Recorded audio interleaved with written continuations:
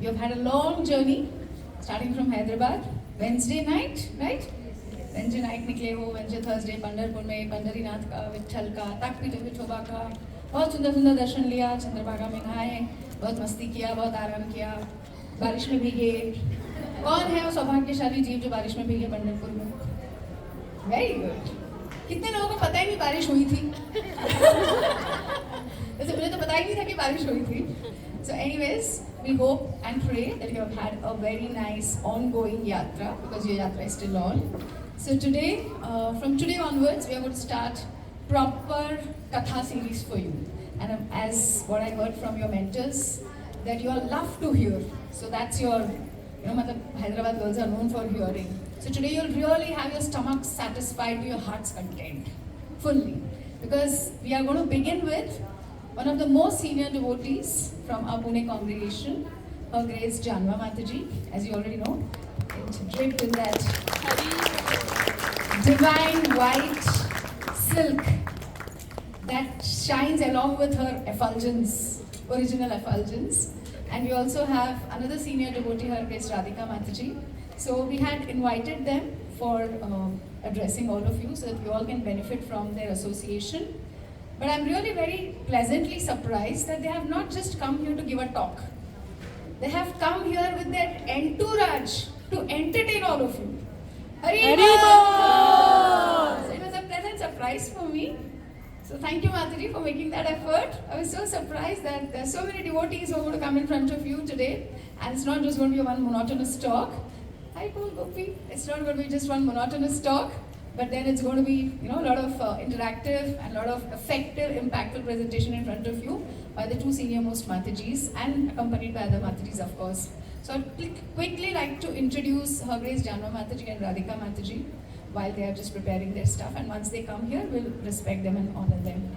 So needless to say, all of you must have heard, since the time you have heard the name Jahnava Mata. So Her Grace Jahnava Mataji is the foundation of our Pune congregation, because it's upon the instructions of her spiritual master, and she also had to shift to Pune. So she came to Pune and she sowed the seed of Krishna consciousness in this land of, this university. It's called Vidyalaya, right? Pune is called as Mahavidyalaya because there are a lot of Gyanis and scholarships and a lot of colleges here. So Mataji sowed that original knowledge seed into this land of Pune. And ever since then, her services to the Pune community and to the Bombay community have been very, very outstanding.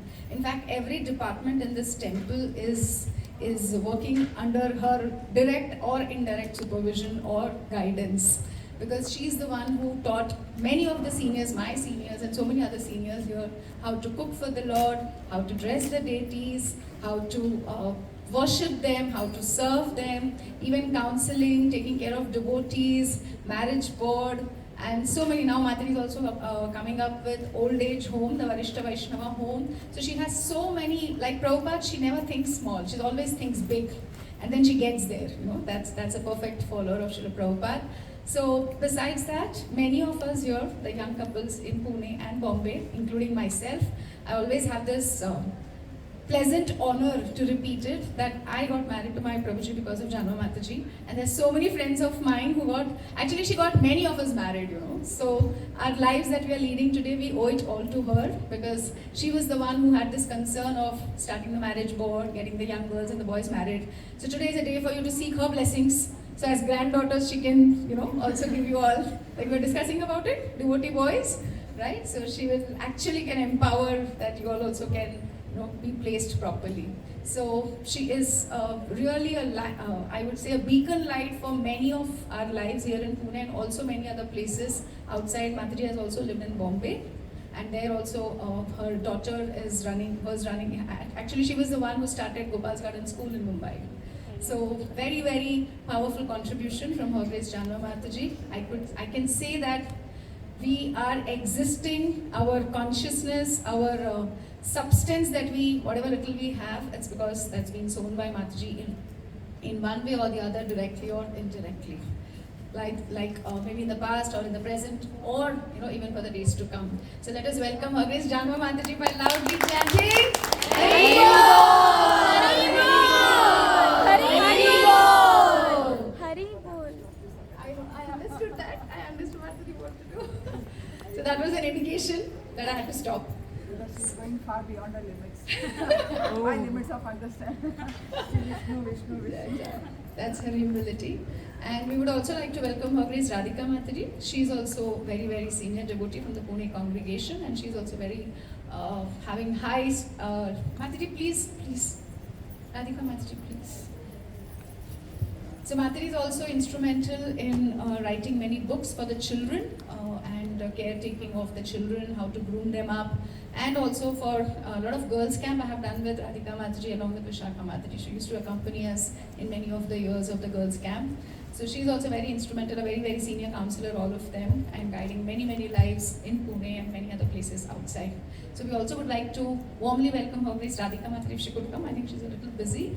But anyway, sitting here we can chant 3 times loud. Hari Bol! Hari Bol! Hari Bol! And you'll get to see all their skills very soon. Hare Krishna. Namrata. She will lead the mic. Hari Bol, Namrata was talking to me on the phone. Navya.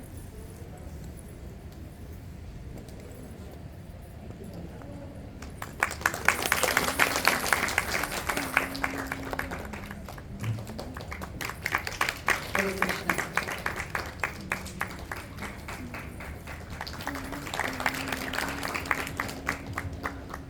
Shall we start with our prayers?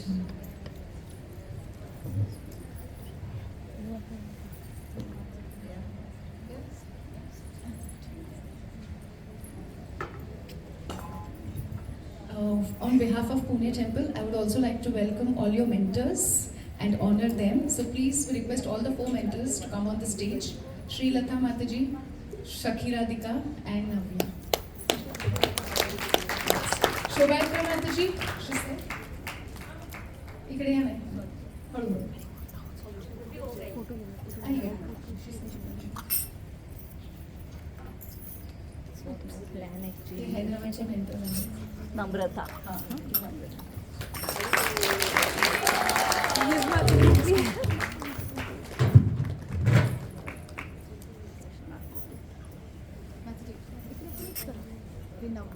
Navya. All giving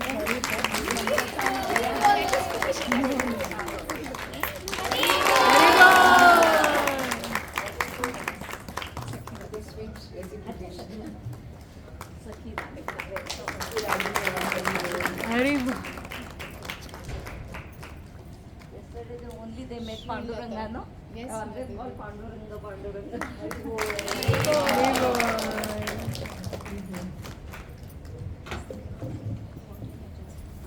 I think I'm fine. Hare Krishna.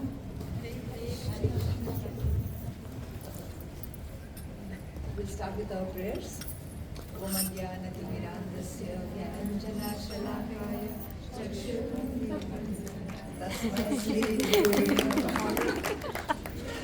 Chaitanya Manobhishtam Sthapitam Yena Bhutale Swayam Rupa Kadamahyam Dadati Swapadankam Vandeham Shri Guru Shri Radhakamalam Shri Guru Vaishnavamscha Shri Rupam Sagrajatam Sahagana Raghunathanvitam Tam Sajivam Sadvaitam Savadhutam Parijana Sahitam Krishna Chaitanya Devam Shri Radha Krishna Padan Sahagana Radhika Shri Shakhanvitanscha Namo Vishnupadaya Krishna Prishtaya Bhutale Srimate Bhaktivedanta Swami Niti Namine Namaste Saraswati Deve Gauravani Pracharine Nirvishesha Shunyavadi Paschatya Veshatarine He Krishna Karuna Sindhu Dinabandhu Jagatpate Gopesha Gopika Kanta Radha Kanta Namostite Taptakanchana Gaurangi Radhe Vrindavaneshwari Vishamanu Sute Devi Pranamami Hari Priye Vachachakarubhyascha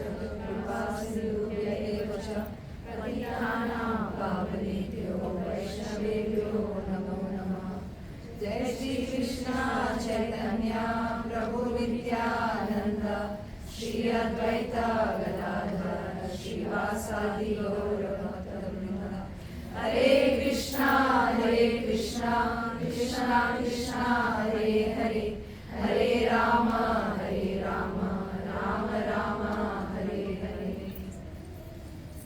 Krishna. So I welcome the young buds of Hyderabad. Usually I don't wear the garland. As soon as it is offered to me, I remove it. But today I insisted I wear because I always like white and red combination. And cream and red. So it's matching with her sari and it's matching with me. I thought there's a big spiritual reason you're going to tell. Spiritual reason, yeah. That's the material reason. Spiritual reason is that this is Krishna's and Gauranga's Mahagali. Vrindavan Chandras we exclusively kept for both of you. So Radha Vrindavan Chandra's Mahagalin, so we'll get some potency to speak to the young youth of Hyderabad. So we welcome you all to Pune, and when we speak to young people, we are a little apprehensive because our gap, 70-year-old speaking to 17-year-old. So, but let us see how we can meet together. The old versus the young, right? We are oldies here. But anyway, the topic that was given to us was consistency and determination, correct? So now I have two batches here. So one batch represents consistency, one batch represents determination. CD. Okay. And AB is already taken care of. What is that AB? Association and books. So we have a very nice book, Madhuri Kadambini, written by Srila Vishwanath Chakravarti Thakur. So in the path of bhakti, we always hear of ABCD, association, books, chanting, deity worship. But to do all this, we did something called C and D, another C and D, that is consistency and determination. Now all of you students always like to have questions and answers because they're so used to teachers asking and you asking the teachers questions. So when we say consistency, what comes to your mind? Where's C? C is this C group. What does consistency mean? Chalo, bataiye. Kya? Yeah, doing something regularly, consistent. बार बार करो, एक बार नहीं बार बार करो. His Holiness Loknath Swami Maharaj, when he would give Bhagavad Sapta, he would use this word बार बार. बार बार देखो, हजार बार देखो, ये देखने की चीज है. मतलब he would say referring to the deities. बार बार देखो दर्शन के लिए. In some holy places, like in Srinathji, they go 5 times for darshan. Bal Bhog darshan, Shringar darshan, this darshan, that darshan, 4 o'clock darshan, 1 o'clock darshan. Bar people are running to see the deities. So consistency is very important to do ABCD also, right? So we will see how that is important. And what does determination mean? Do not give up. Don't quit. Yes. Continue doing it, whether you like it or not, whether it is boring or interesting, we don't give up. That is the main thing in life. Don't give up. Because you are just 17 years old. You have a full life ahead of you to do so many things.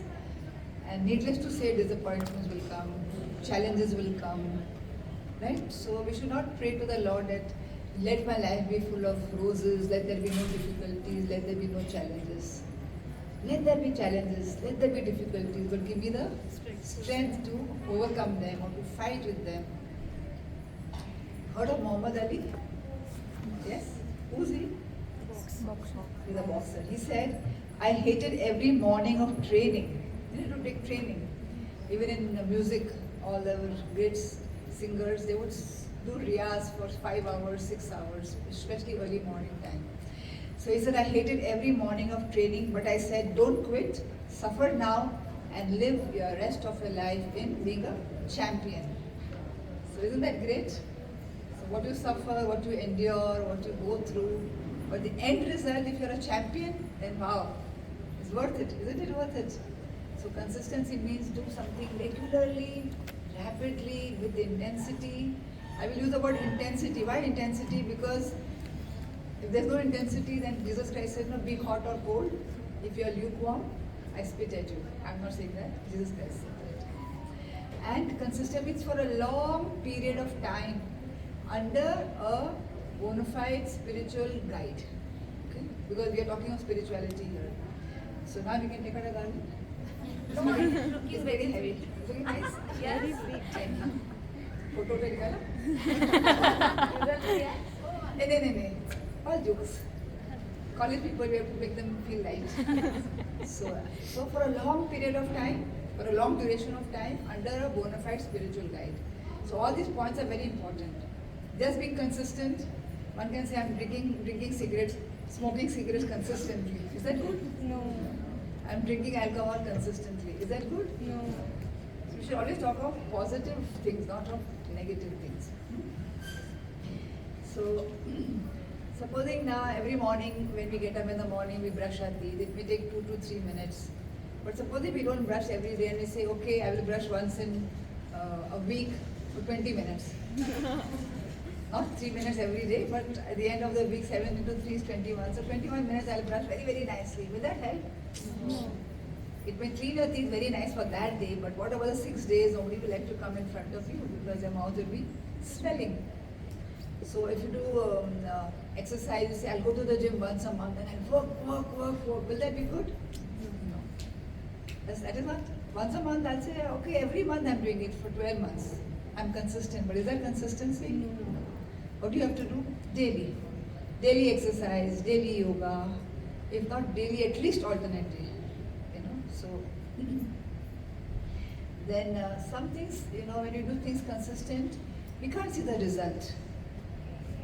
Supposing you're smoking cigarette, but I smoke only one cigarette. I'm talking of the negative aspect. One cigarette every day. So there's nothing. My lungs are fine. I'm okay. But you can't see the result. But is something happening?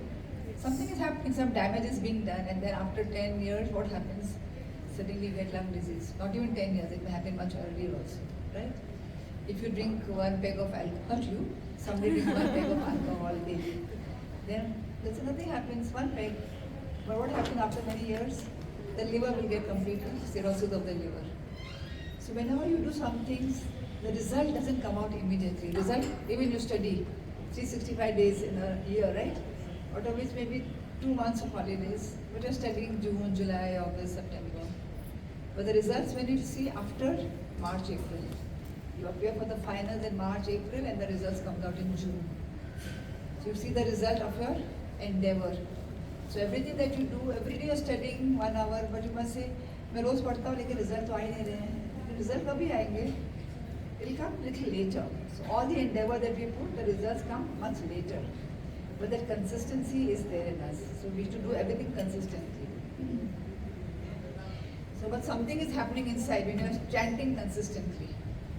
Will you get results? No. But what happens? Yes, you do get results and you don't get results. In a sense, you do get results means the result is that you feel like chanting more and more. If you are addicted to it, I have to chant my rounds. But the results may come maybe toward the end of your life, maybe in next lifetime. The results in the sense that you may become a pure devotee. You may not finish your cycle in this. But Krishna says, Neha vikramo nashosti pratyovayana vidyate swalpam apiyasi dharmase trayato mahate vaya. Even a little endeavor on this path will save you from the greatest type of danger. So, as students, we should not worry too much about results. We should do our endeavor. We do our best. Results would be in terms of getting a good job, good salary. But you put in your best, so no problem. Sometimes we have many good speakers, motivational speakers, and when you hear their life, they will say, oh, I was a failure, I failed this. When you fail, you don't want to show your face to anyone, right? You want to hide yourself. And your parents don't want to speak about their results because they will shy to tell someone, my child has failed. But after 20, 30 years, and you get so much success in your life, then you very proudly say, I was a failure, I failed in 9th standard, I didn't get good marks. Why? Because now you are very successful. So you don't mind talking of your failures. But when it happens at that time, it's very difficult to speak about your failures. But let me tell you that failure is a stepping stone to success. Most students who have failed once, they shine in life afterwards. Because then they start feeling like, I have to do something. They work very hard. But there's a student who says, I failed now, life is hopeless, I don't feel like studying. I don't feel like going to school. All my friends are promoted to the next class. But you know, in the long run, maybe the friends who are promoted may not shine as much. And sometimes, you know, parents push their child too fast in KG. Child is not ready. I remember myself doing the same thing with my child also. So when they're not ready and you push them, then they're always the last bencher and they have to work very hard. But if they're ready, they're more mature, then they work, then they pick up things very fast and you know. So the child who's pushed has to work very hard, like you know, beyond their scope. Sometimes they can cope up, but sometimes they can't cope up. If they can't cope up, then they have to fail or repeat 1 year. So better the child goes late to school, is fully ready, brain is fully mature to take in the academics. And then he does very nicely. You know, he's the first bencher. So in life also, when we are struggling, we should appreciate our struggles and move ahead. So now that we're talking of spiritual topics, there's a very nice ladder of bhakti. You know that? Adav Shraddha, Tata Sadhu Sang, Bhajana Kriya, Anarth Nivriti, Asakti, Ruchi, and Bhava is last. Bhava and Prema, sorry. Okay? So all these stages one by one we have to reach the top. So start with Shraddha. It's a little faith. Now all of you have come all the way from Hyderabad. That means your parents have faith that our children will be safe. One would not send young girls anywhere like that. No? So they have faith that somebody somewhere is taking care of these children. And of course ultimately the Lord is taking care, but still faith in the congregation, faith in the institution, faith in some counselor, some leader who's taking charge of you. Not just 50-seater bus le lo, chale jao, Padharpur chale jao, Pune chale jao, aa jao wapas. No. Somebody is taking care. I remember 30 years ago when a young girl was there, she was coming to my house, her mother and she. Then I think she went with some yatra with Radhanath Maharaj. I didn't go for that yatra. And then they were supposed to come, I think Nasik yatra for 2 days. And they were supposed to come by 6:30 in the morning.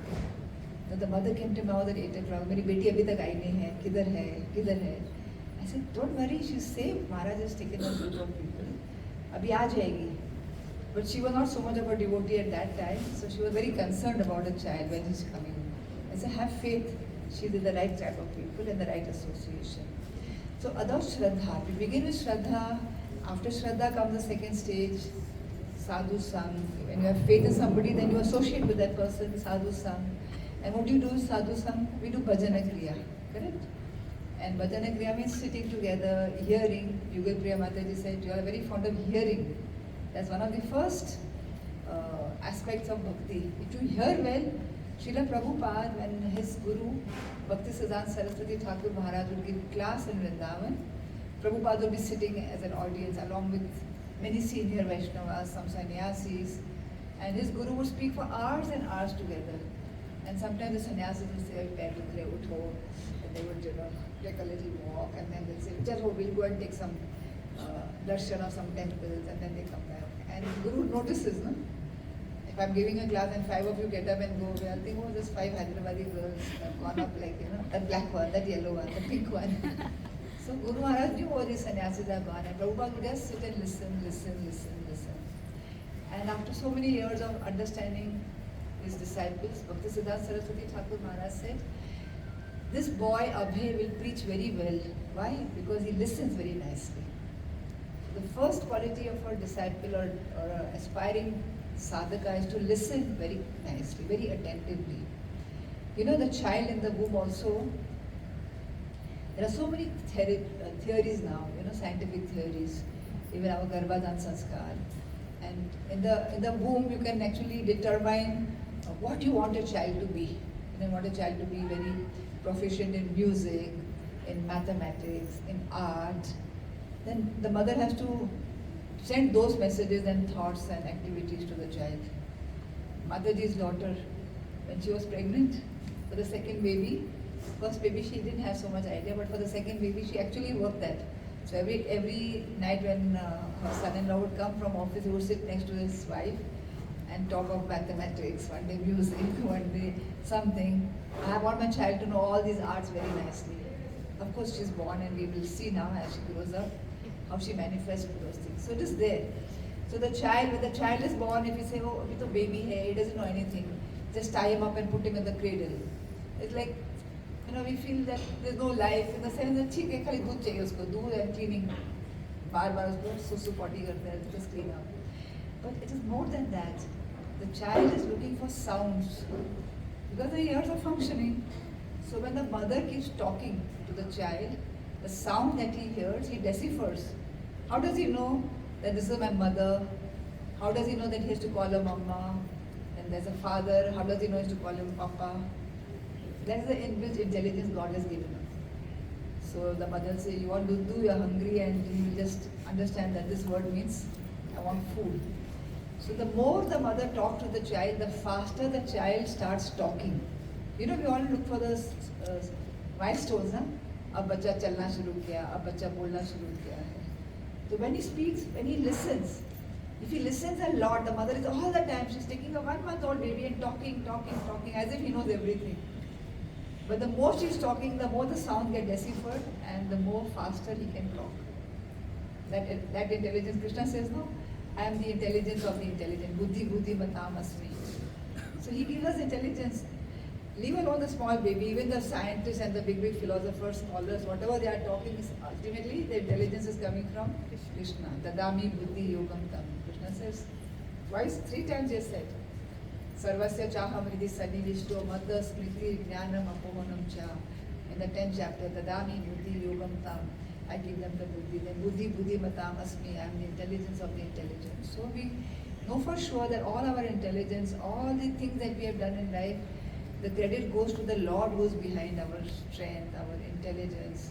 You can't preach the holy name without the Lord's potency.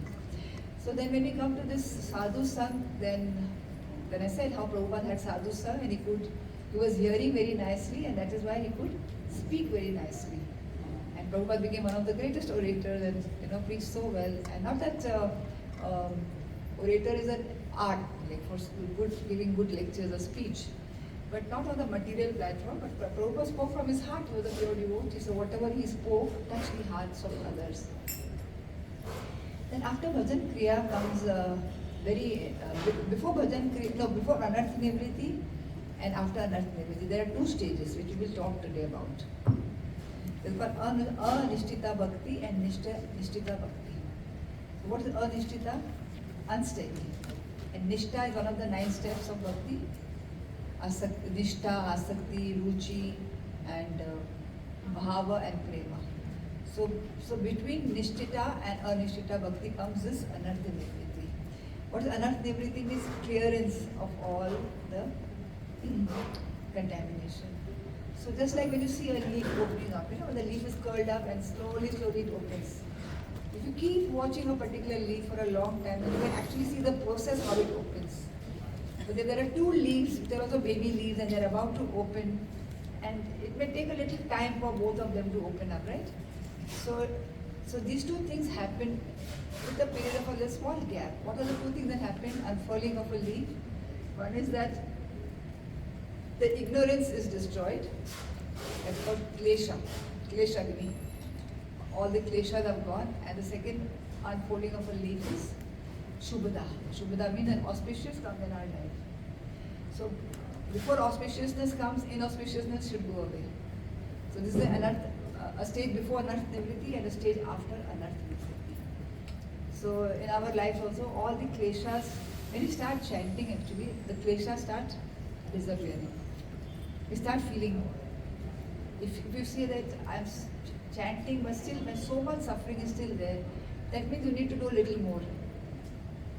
Maybe a little more chanting, or maybe a little more intensity, maybe a little more attention, attentiveness, maybe a little more of concentration, a little more of absorption, a little more of attraction, all the A's. Attraction, absorption, affection, attention.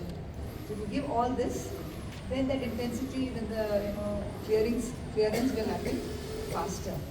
So one is clearing stage and one is where all the anarthas are clear. See, all anarthas can never get cleared. Before we recite Bhagavatam, we say of prayer, Nashta Prayashta Bhadreshu, Nityam Bhagavata Sevaya, Bhagavati Uttam Shloke, Bhakti Bhavati Naishtikhi. So without doubt. But almost, is it? Not fully, almost. Because we are always on the borderline. You can never be fully, nobody can be fully clean.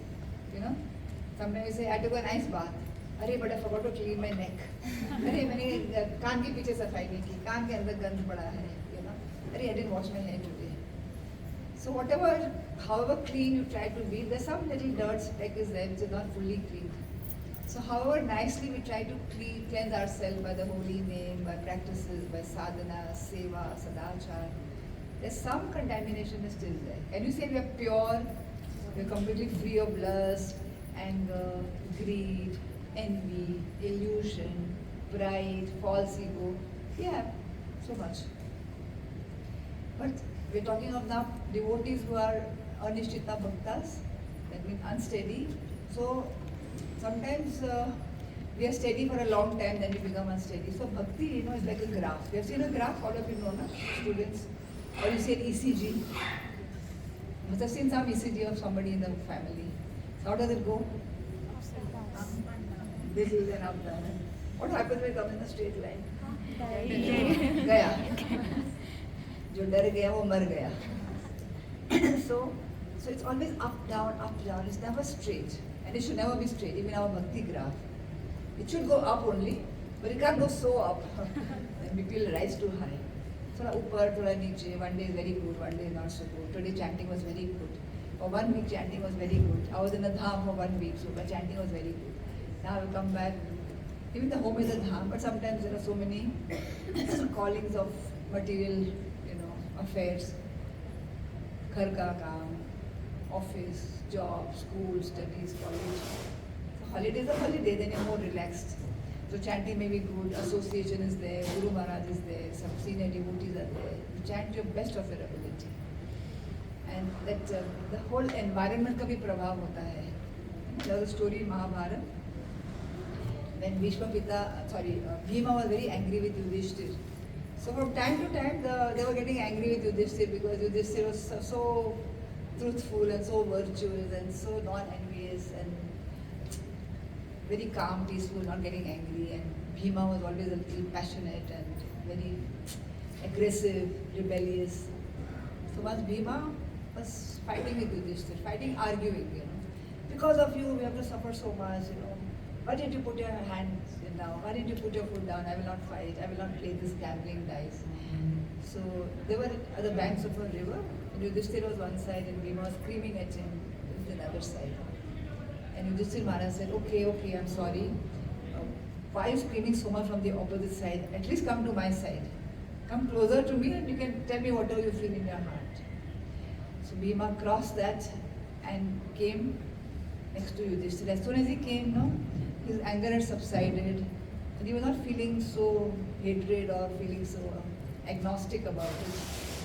And Yudhishthir said, and he thought, just few minutes ago I was like so heatedly arguing with my brother, and after coming here, so the brother said, ek jagah ka prabhav hai. Because that side, there are villages where there's meat eating happening, slaughtering of cows, cow sheds are there, meat, that katal khana is there, and crematoriums are there. So that whole place ka prabhav, that negativity. And where you have come on my side, there are temples and there are cow sheds and there is yajnas going on. So automatically that has an influence on us and calms us down. So you go to a yatra, naturally you are peaceful, holy dham, good vibration of senior devotees. People have chanted there for so many years. So that brings calmness to our personality, and in a happy, joyous mood you can practice bhakti. So, just like Yugal Priya said, that you will feel fully satisfied, your stomach will be satisfied. I think she says something like that. So there is a shloka in the Srimad Bhagavatam, 11th canto. Bhakti parishanu bhavo viraktir anyatra chaishatrika ekakalaha prapadyamanasya yathashnatasyus tushti pushti shat apayo nu khasam. That means devotion, direct experience of the Supreme Lord, and detachment from other things. These three occur simultaneously for one who has taken shelter of Krishna, in the same way that pleasure, fullness of the stomach and relief from hunger are experienced simultaneously. If you eat food, you get pleasure. Samosa khaya, kush ho rahe. Pizza खाया तो और भी खुश हो गए. Then, or whatever, some people may have happiness in dal chawal, roti sabji. So then, you feel pleasure when you eat that food, it gives happiness, and food should give us happiness. And then there is fullness. Abhi aur khana nahi hai, pet bhar gaya. Fullness of the stomach. And then what happens? Relief from hunger. So all three take place simultaneously. So same way when we engage in bhakti, then these things happen simultaneously. Devotion, detachment from other things, and direct experience of the Lord. So whichever stage of bhakti we are, we will get this experience, but the intensity will differ. So I said, no, there is a gradation in disappearance of undesirable qualities and appearance of auspicious qualities, which is called Shubha and Klesha. Okay, so then when you take up practice of different types of service, that's called Bhajan Kriya. Then I said, no, Bhajan Kriya before Anartha Nivritti, so there is a state unsteady, Anishtita and steady is called Nishtita. Now in unsteady performance of devotional service also there are 6 categories. So we'll just briefly, first we do drama. Yeah, so we try to incorporate some of these qualities in a skit, which Radhika Mataji was very painstakingly preparing for the last 2 days, along with Shobha Yatra Mataji and Vishnu Kanti and Priya Malini Mataji. So before we can speak on it, we will see the skit. We will take out some inference, you and me together, and we'll see what we can learn from these skits. So I will. Kalindi, Gopi Leela, all of you are part of the skit. Please come forward. So we are moving from here while they will perform the skit. I will remove the garland. Thank you very much.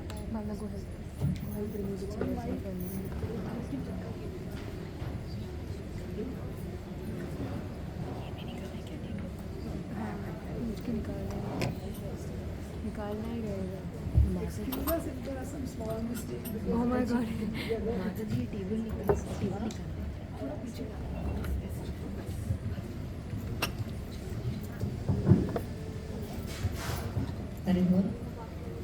She is Kalindi and she is Purvi. Now let us see what they are going to present. You all of have taken a lot of messages, being with Yugal Priya, such a smart, intelligent girl. So no doubt, but within few minutes, we are trying to convey something, right? And I am feeling so young, apart from my knee pain. I am feeling sweet 16, being with you for such a short time. She's one of the sweetest ladies of our congregation. She can dance with us. She can beat you up in dance. We should dance with her tomorrow.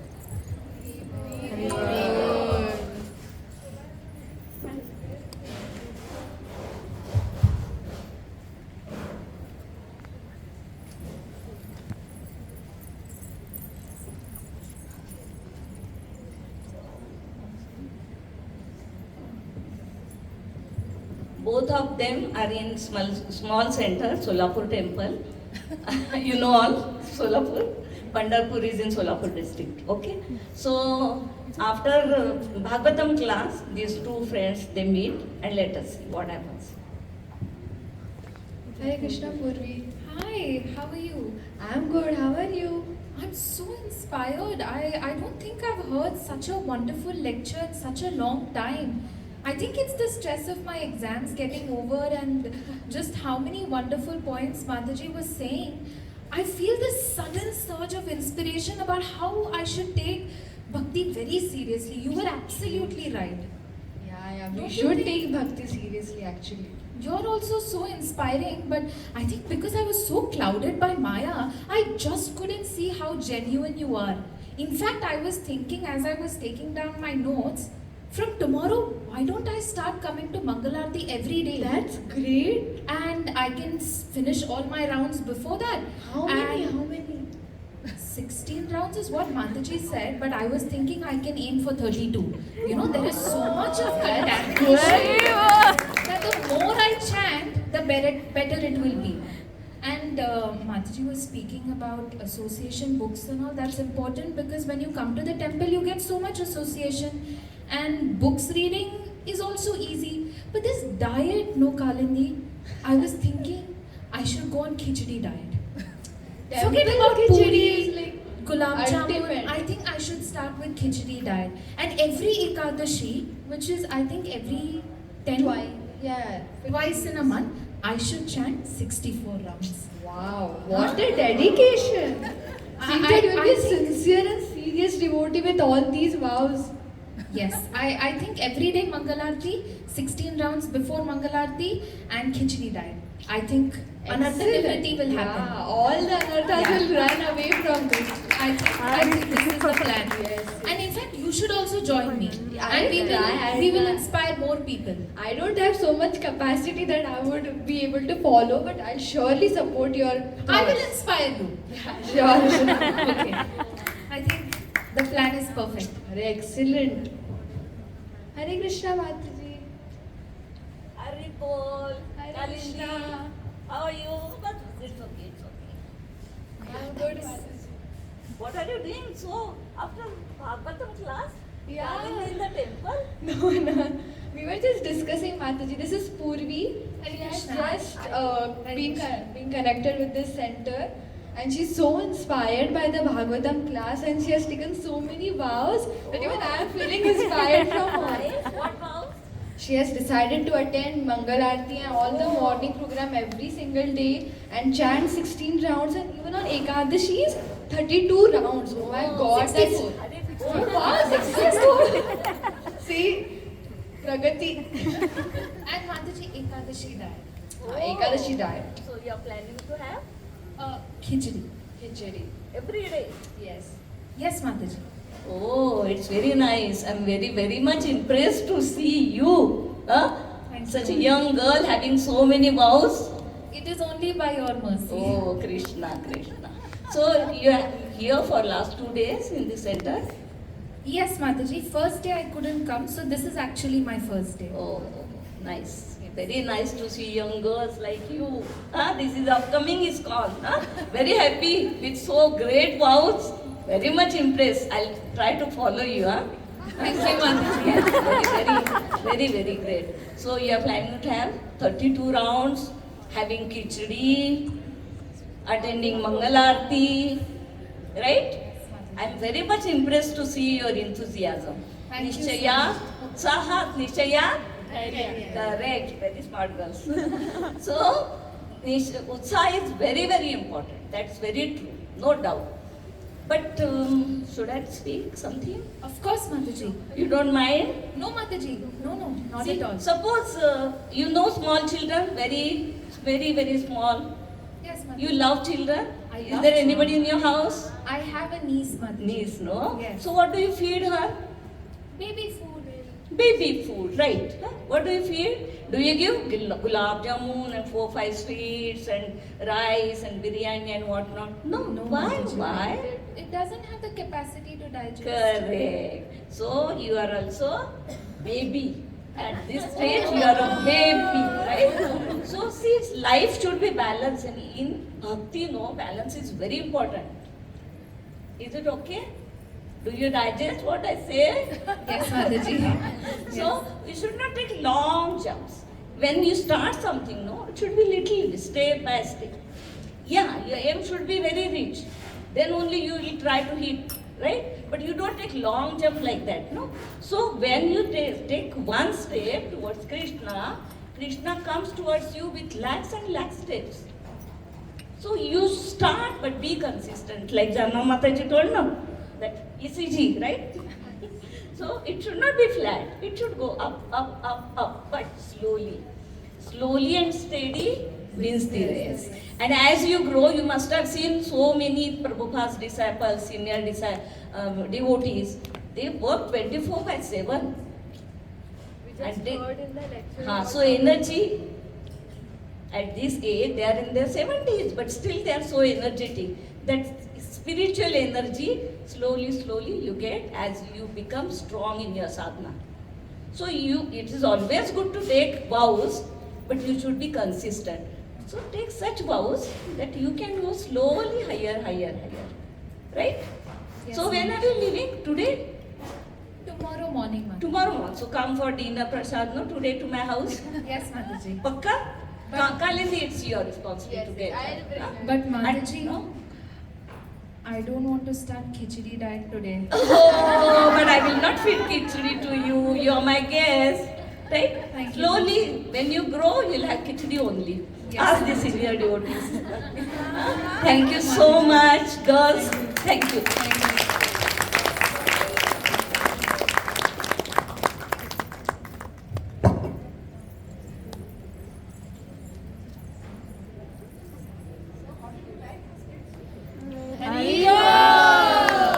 Very good to all the director and the participants.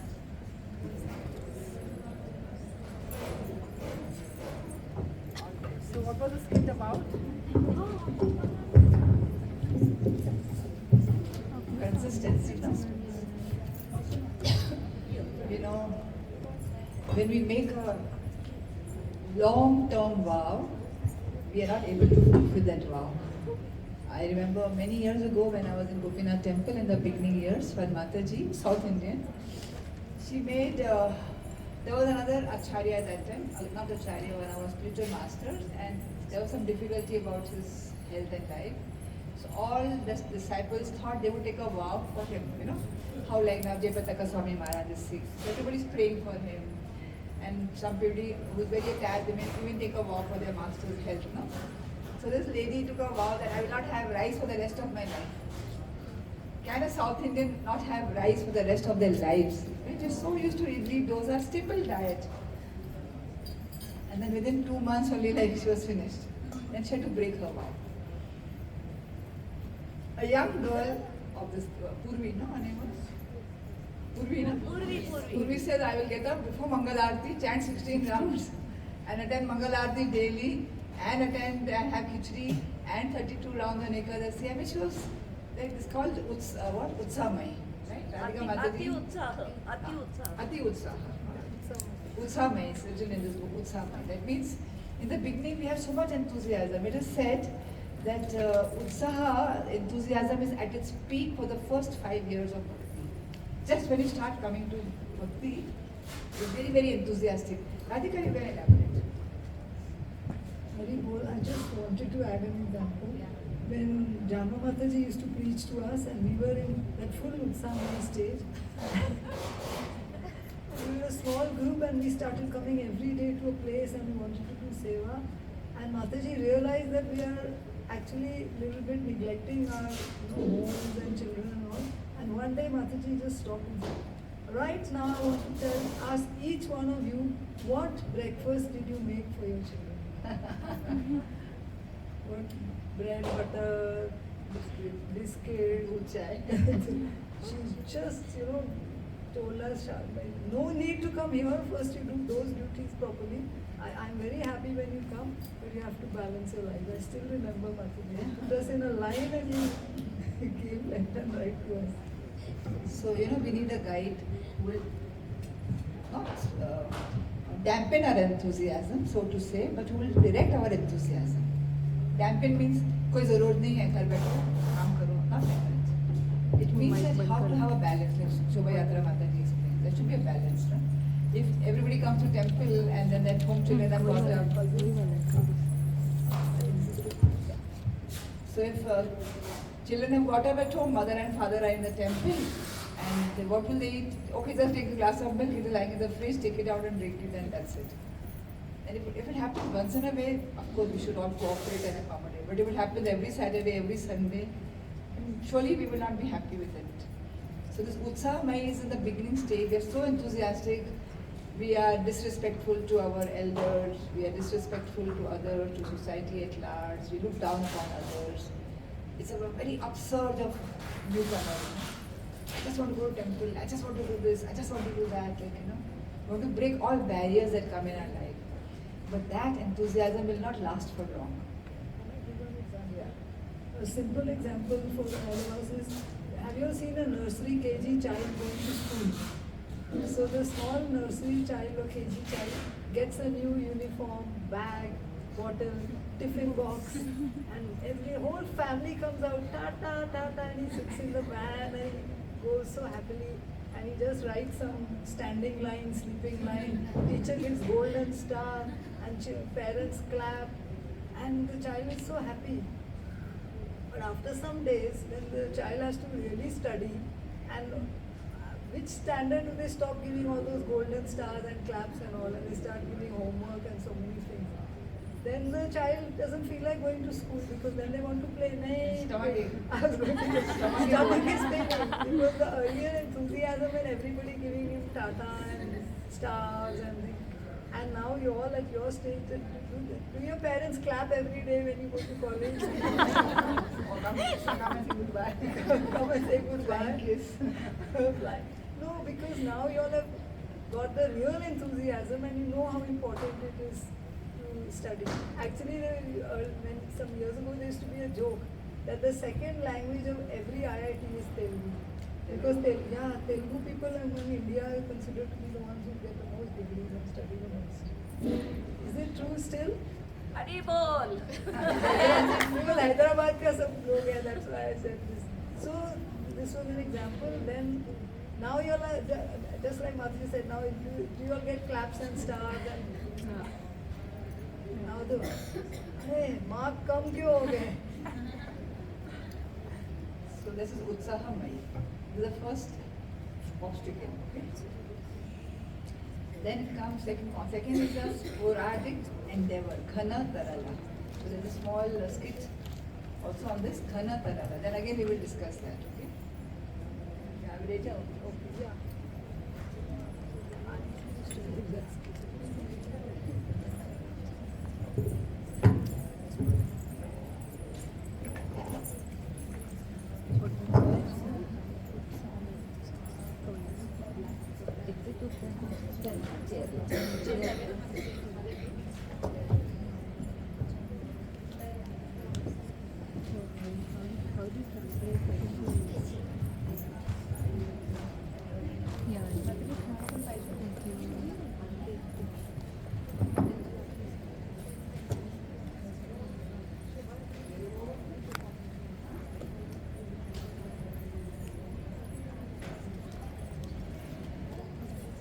Just to show us a different question. Mataji has already told you Ghana Tarala, thick, thin, condense and dilute. Huh? So she'll comment afterwards. So let us observe what happens.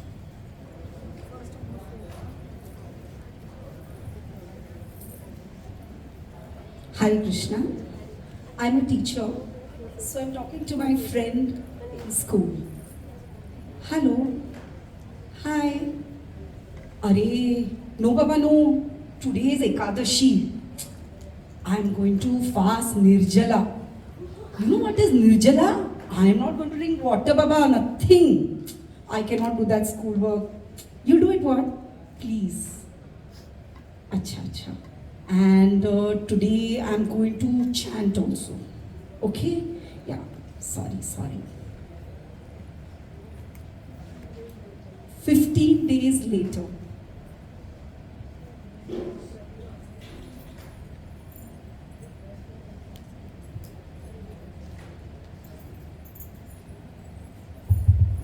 Hello.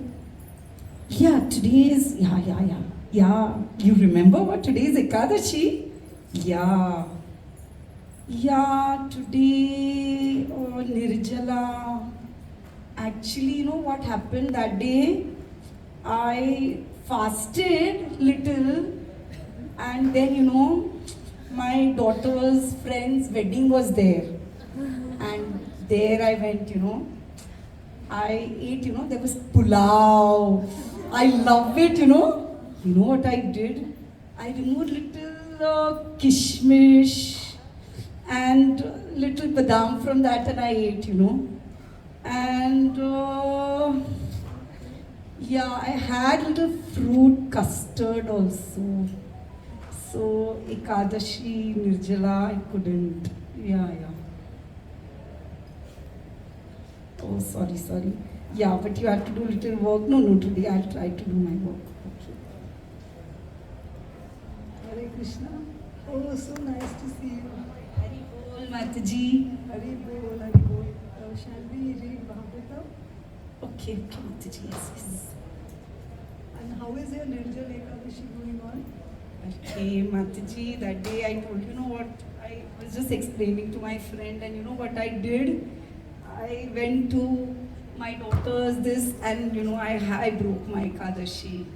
Nirjala, I can't keep Nirjala Ekadashi. You could have had some fruits and I removed, you could have no? I removed it. It's on, Matthew. It's on. Haribol, this is better. Yes, yes. So you shouldn't worry about Nirjal Ekadashi. Take some fruits or milk. Even Prabhupada says it's better to eat a little bit and do some services and rather than spoil I'll them. try to do that next time, Mataji. Okay, now shall we read Bhagavad now? Yes, yes, Mataji.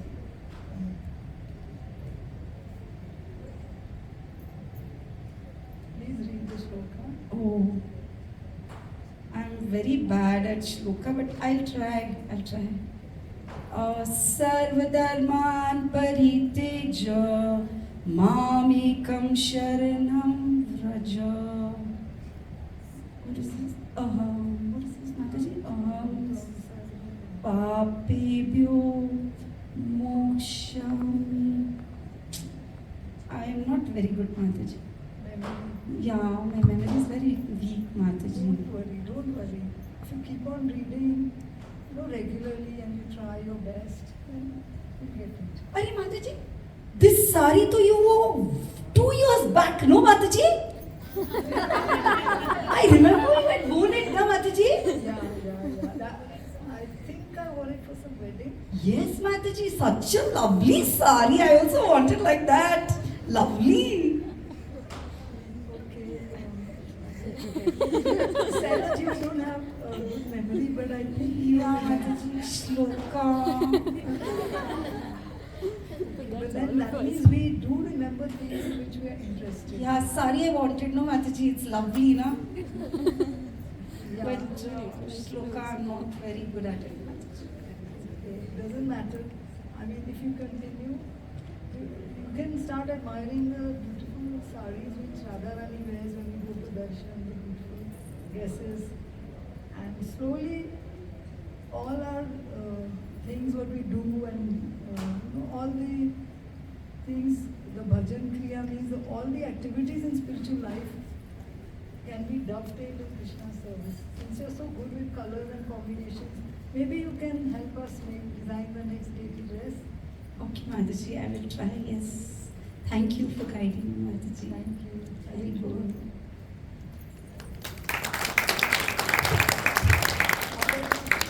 What are your commentaries?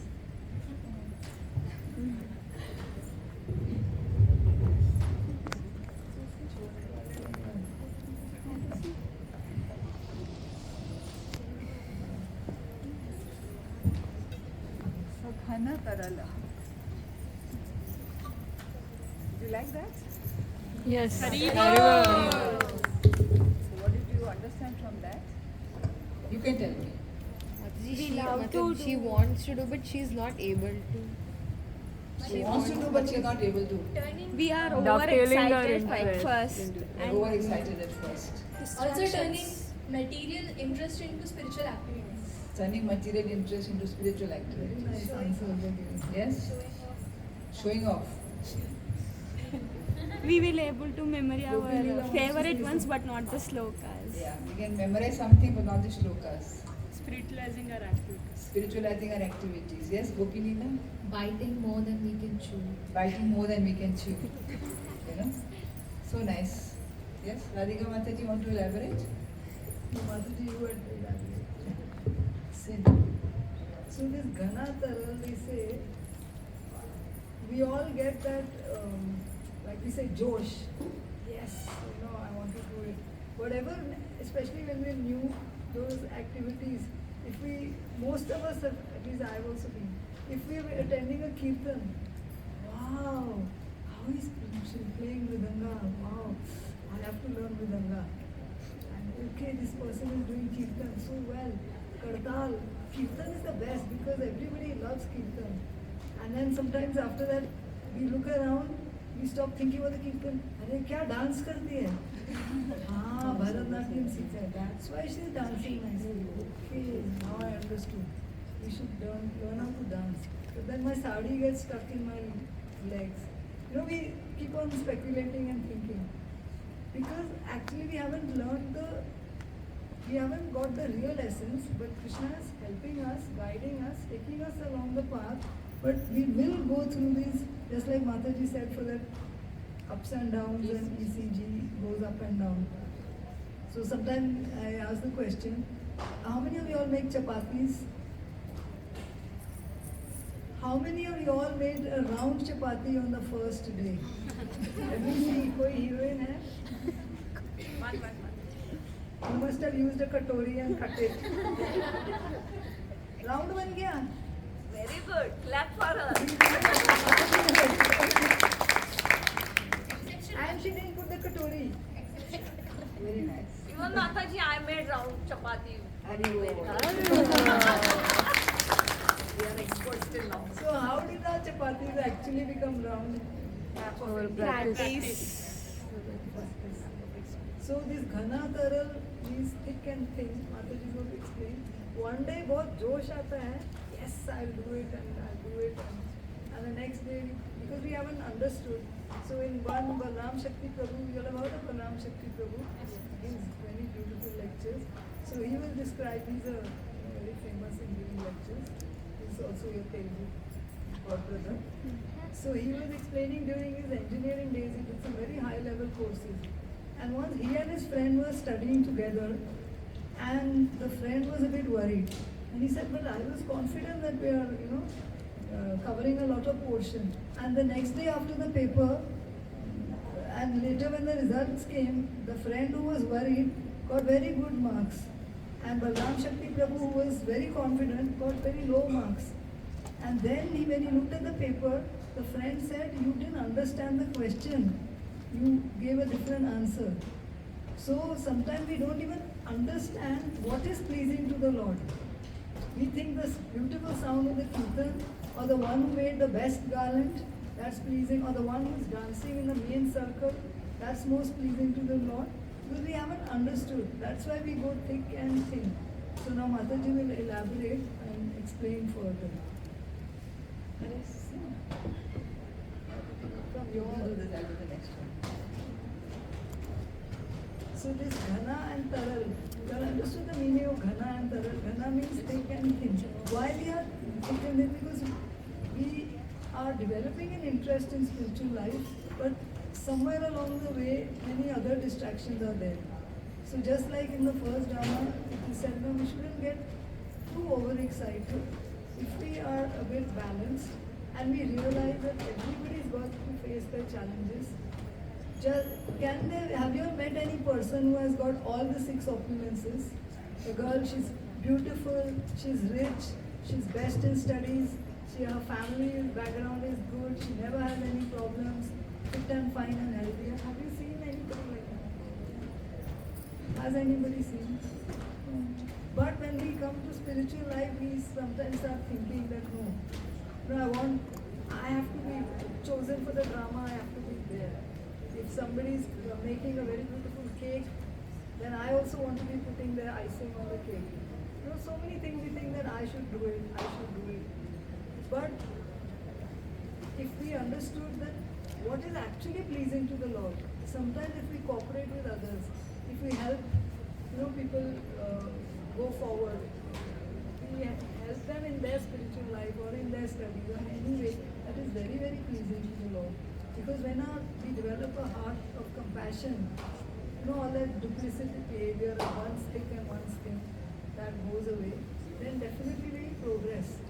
Recently there was an incident, but the thing is I've forgotten the fact and figure. It was like the Olympic Games where the main runner, I think he was from Africa, he was going to get the gold medal, he was running the fastest, and then there was second, some European country.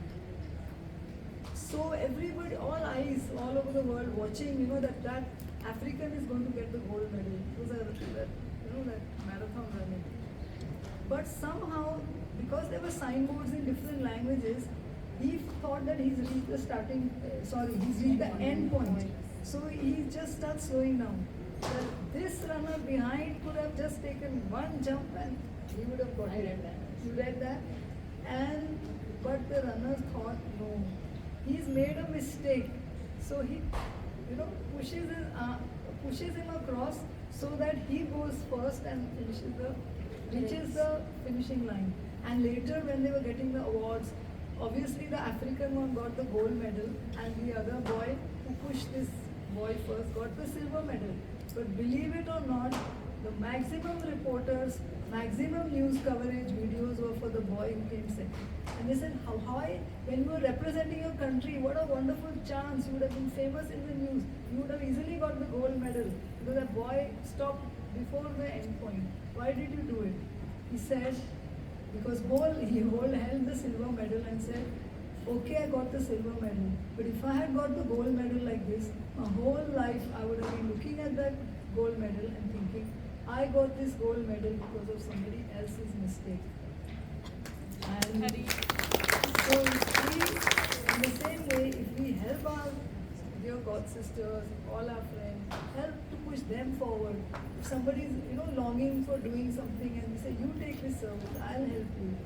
I'll help you like this, I'll help you like that. How pleased the Lord will be.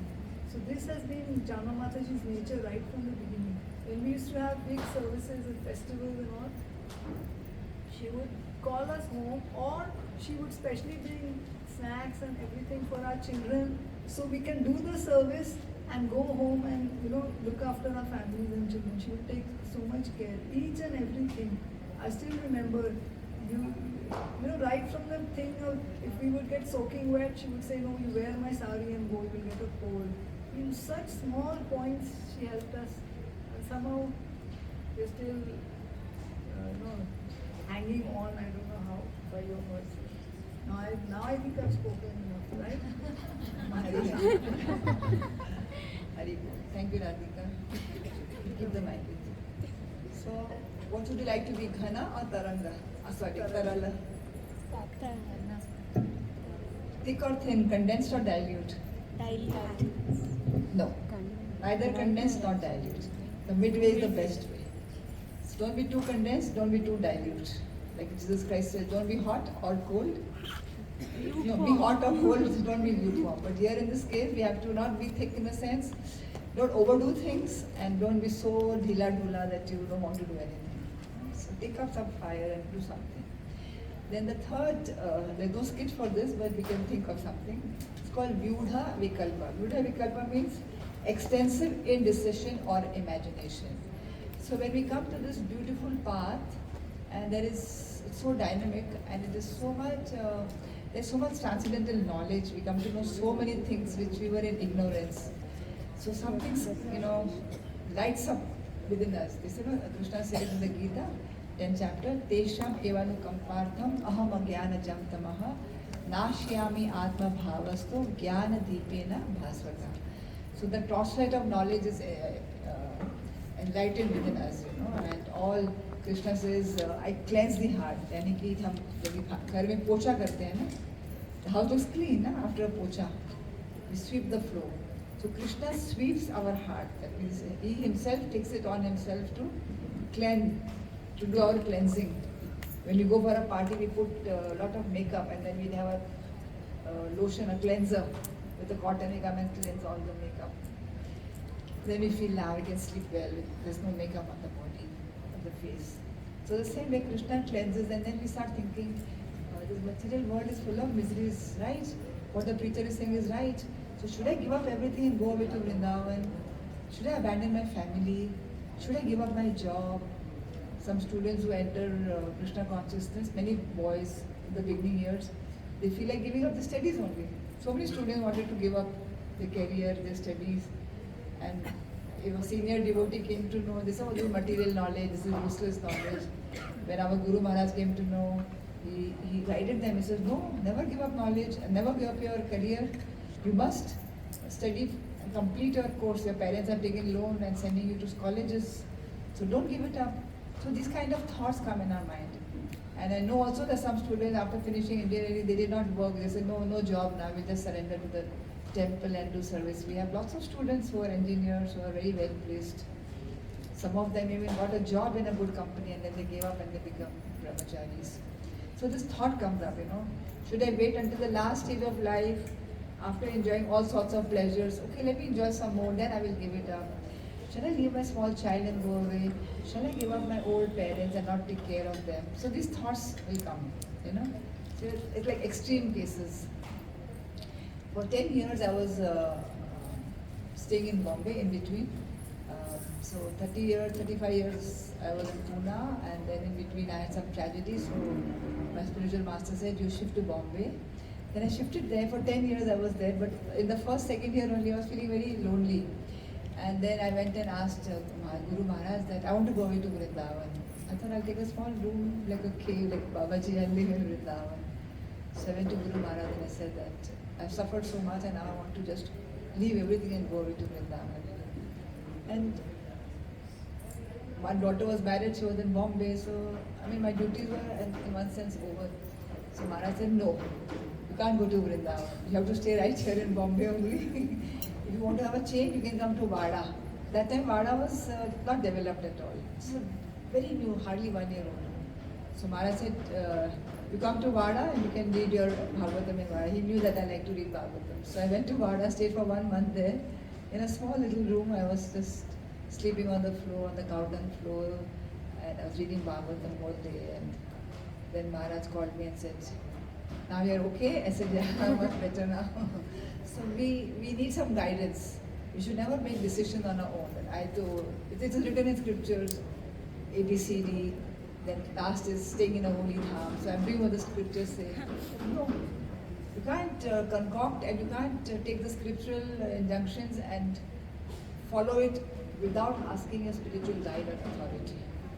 Maybe we're not able to go to Maharaj directly. I have little relationships, I could go to him directly and talk. But you may go to your Hyderabad counselor, Bombay counselor, Pune counselor, to the temple president, and find out, this is my desire, should I do it?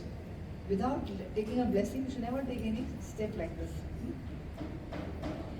So, because of the foolish mentality, a householder whose heart is overwhelmed by family attachment is never satisfied. Like, Bharat Maharaj, he left his family and he went to the hills and mountains for tapasya.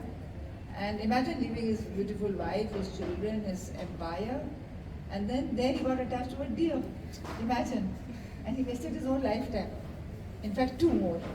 He got a body of a deer, and the deer body he repented, then he got a body of Jad Bharat, and then he perfected his life. So sometimes when we misconstrue the spiritual adjective like compassion, oh, I should have compassion for this. So that was misdirected compassion.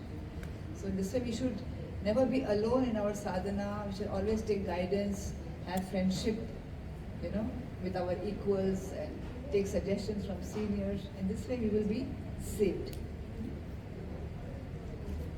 Then that's called Vyudha Vikalpa. That is extensive indecision and imagination. You keep imagining, it'll be so nice, I'll be in Vrindavan, I'll be so happy. I'll go to Radha Shyam Sundar temple, I'll go to Baki Bihari temple, I will go to Yamuna and take a bath. It's all imagination. Just go there. 1 week you go, you like it very much, but go there and stay there as a permanent residence. And you say, oh, these monkeys, this is 5 glasses I have broken now in 1 month. Every time I have to pay more and more money. And it's so hot, my feet are burning, I have to go everywhere barefoot. 1 week you can do austerities and struggle. Then after being there for 2-3 months, you start saying, weather is so tricky here, so hot, so cold, and the rickshawalas are cheating me, and then you will understand so many more difficulties that come. So don't imagine things that I can make it on my own and I will, transgress some etiquettes. No, you can't. So we have to be very disciplined and we have to always follow authority. Then the next step is Vishay Sangara. What Vishay Sangara means? A war with sense pleasure. Do we have a war with sense pleasure? All the time. All the time. Yes, all the time. Because sense pleasures abound plenty in front of us. And why there's war? Because we're trying to do something against our very nature. First of all, against our very nature of Satchidanand, we are trying to do sense pleasure. That's against our true nature. Then our contaminated nature is so much in tune with sense pleasure against that, we're trying to do something which is on a higher level, like pure devotional service. So there's always war. So the first war was very easy because Maya is very strong. So Maya captures us very nicely. So that was not a war. It was very easy going to shift from Sachidanand to Asat, Achit, Nirananda. So for people who are attached to material enjoyment, absorption is very difficult. कैसे meditate करें? Chanting में तो बिल्कुल concentration नहीं आता है. I'll tell something I said about Radhika Mataji. In the first year of our connection, Maharaj took us to Mayapur. And then she just started chanting. And then she likes to talk and so she was chanting and somebody came and she started talking. So she took a safety pin from somewhere, she put it on a bead bag, as many beads she had chanted. That's so cute. She put the as like a bookmark, marker. And I've chanted 48 beads, now I'll carry on from here. All of us do that in the beginning. And then after we finished talking and all that, Jinji took out the safety pin. I said, what is this? She said, I chanted 48, so I don't want to give up that. So in the beginning, you know how it is like, we are not able to chant 16 rounds, it's difficult. So this is how, more this sense pleasure. We like to talk, we like to chat, and we don't know that while chanting, we should not chat. So while chanting, I used to even eat food in between. कहीं गए chanting कर रहे किसी ने नारियल पानी पिलाया, I was having नारियल पानी and holding the beads. We don't know all these things. It takes long time to get the culture and to get the things right. Krishna says, "Tato bhajate mam pritah shraddha dhitridha nishchaya yushamanas tan kaman dukho darakamsta garhayam." With affection for me, with faith and determination, continue worshipping me while at the same time partaking of those enjoyments which give rise to suffering and yet condemning them. That means do the needful. So we partake so many things in the beginning. We are attracted to Krishna, but we have to do our worldly duties, something we like, something we don't like. Oh God, I'm stuck in this job. The same job you liked before you came to Krishna consciousness. But immediately after you come to Bhakti, you say, I don't like this job now. Sab chai, coffee, parties, ye karte hain, So it's difficult to adjust with this atmosphere. One of my friend's son was working in a company, and then he was a devotee already, and then he took initiation and all that, and they said, come for a party, tomorrow is our get together. He said, I don't want to come. No, you have to come. So he went, and then he said, no, I don't want this food. It was cake and some drinks and no, I don't drink. Some non-veg was there. So many things were there which are forbidden for us. Forbidden for everybody actually. So one of his peers took a piece of cake and pushed it into his mouth and said, "Dekhta hu khata hai ki nahi khata hai." He felt so disgusted, he just spat it out, and then the next day he resigned from the company. So it is like this, So we condemn that kind of life, we don't want it. Of course he got a better job. Maybe he had to wait for some time, but he got a good job then. So all these things gives rise to suffering. And also then we should start condemning these activities and not enjoying them. And we should try as far as possible to leave those activities. Then comes the next stage is Niyam Akshama. What is Niyam Akshama? So Niyam Akshama means to do the Niyam is rules and regulations. How we should do it. So, inability. Akshama means we don't have the ability to do it. So we say, I will chant 32 rounds, I will chant 64 rounds, I will do this, I will read Bhagavatam. At one time only, you're making so many goals. Very difficult, First of all, the biggest transit.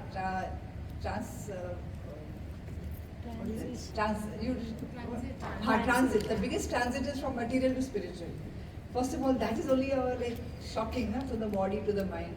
Acha, abhi ye nahi karna hai, and each day comes to know different things, Oh, I should not be seeing the TV. Oh, I should not be drinking tea. Okay, no coffee. Oh, no this. Oh, no this, no onions, no this. So that's such a transit stage from one, condition to another condition. So that itself, then on top of that, you start making such big, long-term vows, or I will not do this, I will do this, I will get up early. Of course, we should get up early. But if you make too many demands on this fragile mind and consciousness, it may tear. The repair may be very difficult, So don't reach a stage when everything tears apart, like you tear apart, try to And it's so much, like, like supposing you have to you have to run for 1 mile in 3 minutes. So what trauma for the body, And to think there's a competition, everybody is doing it, I have to do. In 3 minutes running a mile means what a stress you're taking. First of all, you practice, then you keep looking at the walls, keep timing yourself. The stress test. So it's a stress on the body, on the mind, on the consciousness. So this transit state should be done under the guidance of a spiritual guide. Though he makes resolutions every day we make resolutions, but we're not able to keep up the resolution. For some days, 1 day, 2 days, 3 days, and again it breaks. Then it's called inability to uphold his views. And Vishesh Sangara is the inability to give up material activities, and Niyam Akshama is the inability to develop attraction to bhakti. So see both the things, One is inability to actually give up. We want to give up, but we're not able to give up material activities. And the inability to develop attraction. I'm trying my best, but itna attraction nahi aa raha hai, jitna aana chahiye. Then the last is Taranga Rangini. What is Taranga Rangini? It means delighting in material opportunities. So when, we may be attracted to a person who's doing bhakti because all of us have come with somebody's mercy. My auntie was doing it, my friend, my neighbor, my junior. A teacher has come through the student. Some student has come through the teacher. Some employer has come through the employee, or vice versa. So that is the bhakti's nature. Bhakti attracts. So Queen Kunti's prayer, that just like the river Ganges flows towards the sea, so that similarly my heart should always flow towards your devotional service. So it's a natural attraction of bhakti that pulls. So even an onlooker sees, they feel like, Arey kitna sundar lag rahi hai, tilak laga ke ja rahi hai, how nice, what are they doing? So we exude that beauty, we exude that vibration that many would like to follow. And the atheists would think that we are foolish people, and they would like to avoid us. So, but there are weeds around the creeper of bhakti. Engaging oneself in pleasure seeking amidst these weed-like facilities, which are but small waves called taranga, in the ocean of bhakti. So pleasure seeking means ranga, and this means waves means taranga. So it's called taranga rangini bhakti. So there are, attraction to the facilities we get when we become seniors. People respect us, man, puja, pratishtha, I'll pick you up, I'll drop you, don't go alone, I'm coming with you, I'll pick up your bag, and I got a coconut for you from my farm, I got some mangoes for you, So we get so much man, we get so much then lobh, the greed develops. So we get man, puja, pratishtha, these are actually fame, profit, adoration, they are pitfalls, they are weeds. Because we get entangled. Then people see this, Arey, I want to be a counselor, I want to be a senior, because we get so many perks or benefits. But it's not like that. One has to really bleed. Prabhupada said to make one devotee a Vaishnava, to make one person a Vaishnava or a devotee, I have shed gallons of blood. So, sleepless nights and selflessly working, tiringly, giving yourself to others. Is it easy to give yourself to others, right when you want to sleep? Once Maharaj had just come from America, and he gave the jet lag. He come from America, he gave us Sunday class, and he was keeping awake. He said, after Sunday class, I'll just crash in my room and just sleep at least 10, 15 hours. So he went to his room and locked the door and said, nobody should disturb me for food and everything. And then there was one devotee whose daughter was very, very critical. And she was very close to Maharaj. So she came and told the servant, I want to speak to Maharaj. He said, sorry, Maharaj is sleeping.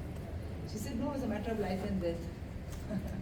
So then he had to knock the door, and then Maharaj thought, if somebody is knocking, means there's emergency. So he opened the door, and then he was told, immediately Maharaj took a bath, and then he went and saw that Mataji's child in the hospital, and then we sort of gave her love, affection to the child, was very serious, and the child of course bounced back. And then Maharaj came, and then he couldn't sleep for hours together. So this is a selfless life. If you just see that, there's so much of food on a platter, so nice, I would love to be a Guru Maharaj. I remember when I came to Pune in the initial years, so I was staying next to Satyavati Mataji's house, and in the building I had, cultivated many people. Then I shifted to this place that I am now. Then I called all of them, and we made 50 50, 60 items. You know, like so many people are coming, they're making different bhukas for the prasad for the guru. And one Mataji's child was there, and children are children after all. They were saying, "Arey, Maharaj के आगे कितना अच्छा अच्छा खाना है. Mummy मैं बड़ा होकर सन्यासी बनूंगा." We just saw that aspect of being a sadhu. So we see that aspect of somebody getting profit, adoration. Oh, Prime Minister is so lucky. Everything, the whole nation is at his beck and call. But really, he gets so many harsh messages, so much false propaganda about him. Many people may be waiting to kill him also. So many prime ministers are killed, you know. So is it, nothing is great. In every designation, on every padvi jo we get, you know, status of life, there are many, many pitfalls, risks. Our lives are always in danger. Sometimes Prabhupada's life is also in danger. Somebody from the audience may throw something, they get angry. Hey Swamiji, who are you to come here? Why did you do this, you know? So Prabhupada went through all that also. It was not easy for him. So the life of a bhakta is not easy. You see Tukaram Maharaj, you see any great sadhu, Guru Nanak Dev Ji, you see Narsimha Mehta, you see in Anandi was a guru? Jnaneshwar. He also suffered so much scorn from his community. So everybody suffers. But what is their nishtha? The nishtha means don't quit. Whatever may happen, I will not quit. People may throw stones at me, people may scorn me, scorn my purity, they may make fun of me, they may accuse me, they may abuse me. Some people misuse, some people disrespect, but all that I will not quit. No matter what, I will not quit. So this is about Naishtika Bhakti and Anaishtika Bhakti. So now we have a little break for 5 minutes. Any questions are there? Then we'll talk of determination in the next few minutes. And then we have some question answers. Yes, Game is also there. G? Game is also there. There's the game, but I thought activity should be done last because then there's a mood of interaction and, you know, fun, and then after fun, it's very difficult to get back to seriousness. What's the time? 12. 1 hour is over.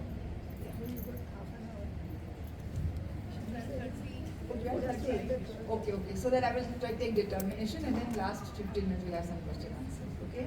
So in determination, like we said, no, what is determination? Your determination. What's determination? Not give up. Don't quit, right? Yeah. Whether you like it or not, you do it. That's determination.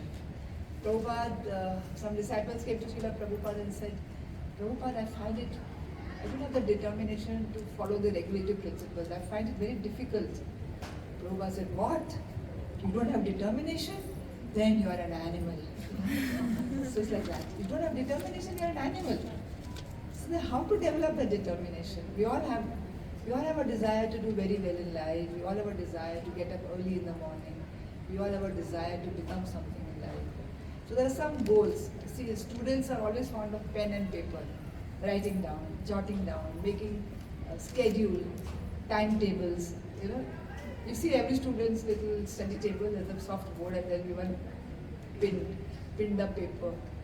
And some little words of quotes and words of inspiration will be there, and that will motivate them to do something.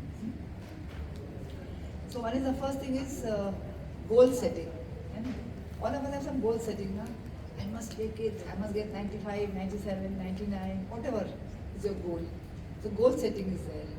But when you make a goal, you should always remember that make an idealistic, realistic goal. What is realistic goal? Which can happen. Which are practical, which you are able to, which you will be able to do in the long course of time. It's not that unrealistic, like in the first skill, it was unrealistic, no? I'll get up every morning, I will chant 16 rounds, then I will attend Mangal Aarti. Before Mangal Aarti, I'll chant 16 rounds. And then Mangal Aarti, then I will now have only khichdi. How a young girl can live on khichdi? So it's unrealistic goals. So don't make unrealistic goals. But you can say, once a week I will get up for Mangal Aarti. That's realistic, no? Yeah. Suppose Sunday now I don't have college, I don't have any job for students or parents. Then I will get up every Sunday. I'll get up early and go to temple. But getting up early is a sadhaka's duty in one sense. So we have to get up early every day. But once a week I'll go to temple for Mangal Aarti. I mean, you have to get up earlier than what you get up at home because you have to travel. So that is a realistic goal. Okay, every Ekadasi I'll try to chant more than 16 rounds. Even in ISKCON, we have so many gurus, and some gurus make it like a fifth regulative principle. On Ekadasi, chanting 25 rounds. Usually we chant 16, no? We are supposed to chant as much as we can, more and more, because that is the day when we want to do better and more sadhana. And concentrate less on eating and more on our sadhana. But there is a fifth regulative principle by some spiritual Guru Maharaj that 25 rounds every Ekadasi. So they all chant 25 rounds. And it's not difficult, just another extra little hour and above. So like Bhishma made a vow of celibacy. Of my lifetime I'll be celibate. But that had repercussions. Though he had that nishtha, he didn't falter. But the whole Rajaniti, that how to manage the political affairs of a country, for that he actually should have got married. But because he was so stuck to that vow that he could not break that, he did not break that vow. But sometimes we need to break a vow to, have smooth running of a family, country, administration. So give yourself a very realistic target and a goal. Make a goal, but it should be followable, durable for a long period of time.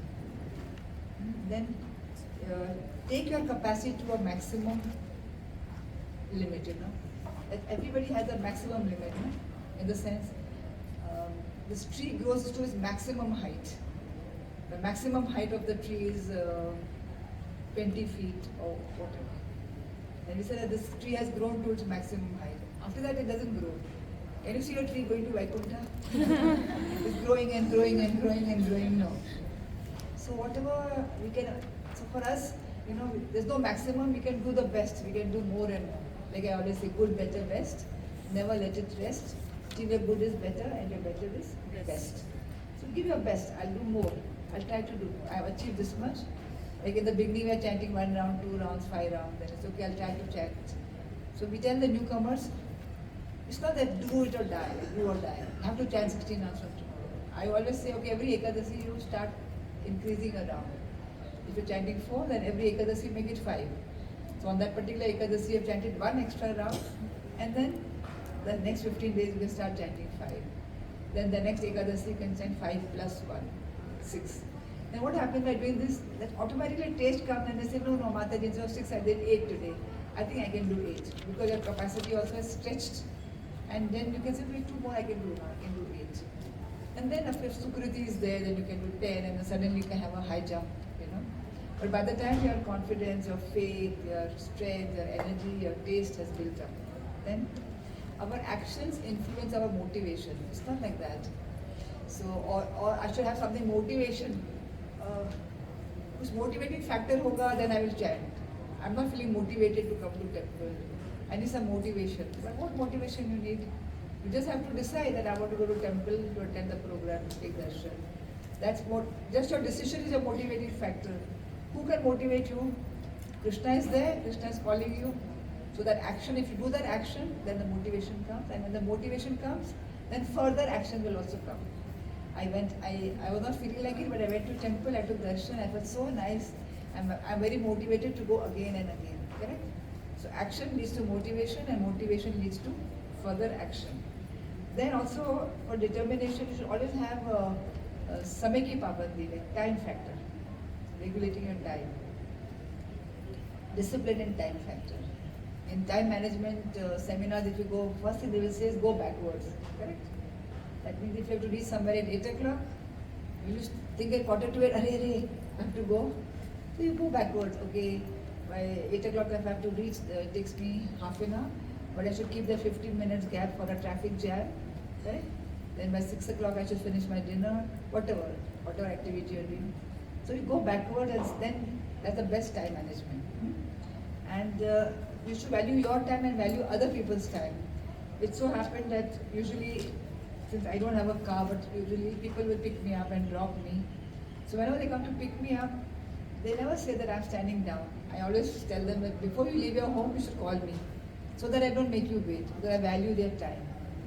And before they are down, I am standing down, waiting for them. They are not waiting for me, because I value the time of others. So 10 years, 15 years ago, 20 years ago, once, when I was a little younger, also I had the same principle. So we were going to Bebebadi for preaching, a friend of mine and myself.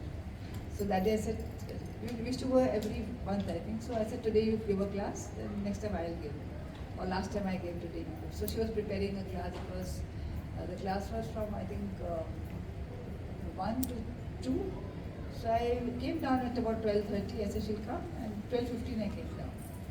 And I was carrying some food with me. And I waited and waited and waited and waited and waited and waited, and she came at 5 to 1. So I said, you made me wait 45 minutes down. So I'm not coming with you, and here's the prasad. You take and you go. Because you don't value time, and even you're making the other people wait, so I'm not coming with you, I'm sorry. She said, no, sorry, I was preparing. I said, no, you have no business to prepare at 12:30. Even if you want to, then you have to ring me up and tell me, what is the telephone for? Okay, I'm sorry, I'm running. We all get late, there may be some difficulties, but you have to ring up the other person. Sorry, I'll be a little late, please don't wait for me, or you go ahead, I'll come later. Some solution is there. But you can't make somebody wait on the road for 45 minutes. So after that, she was never late. So she was a good friend of mine, but then I thought, even when we have a class, I went.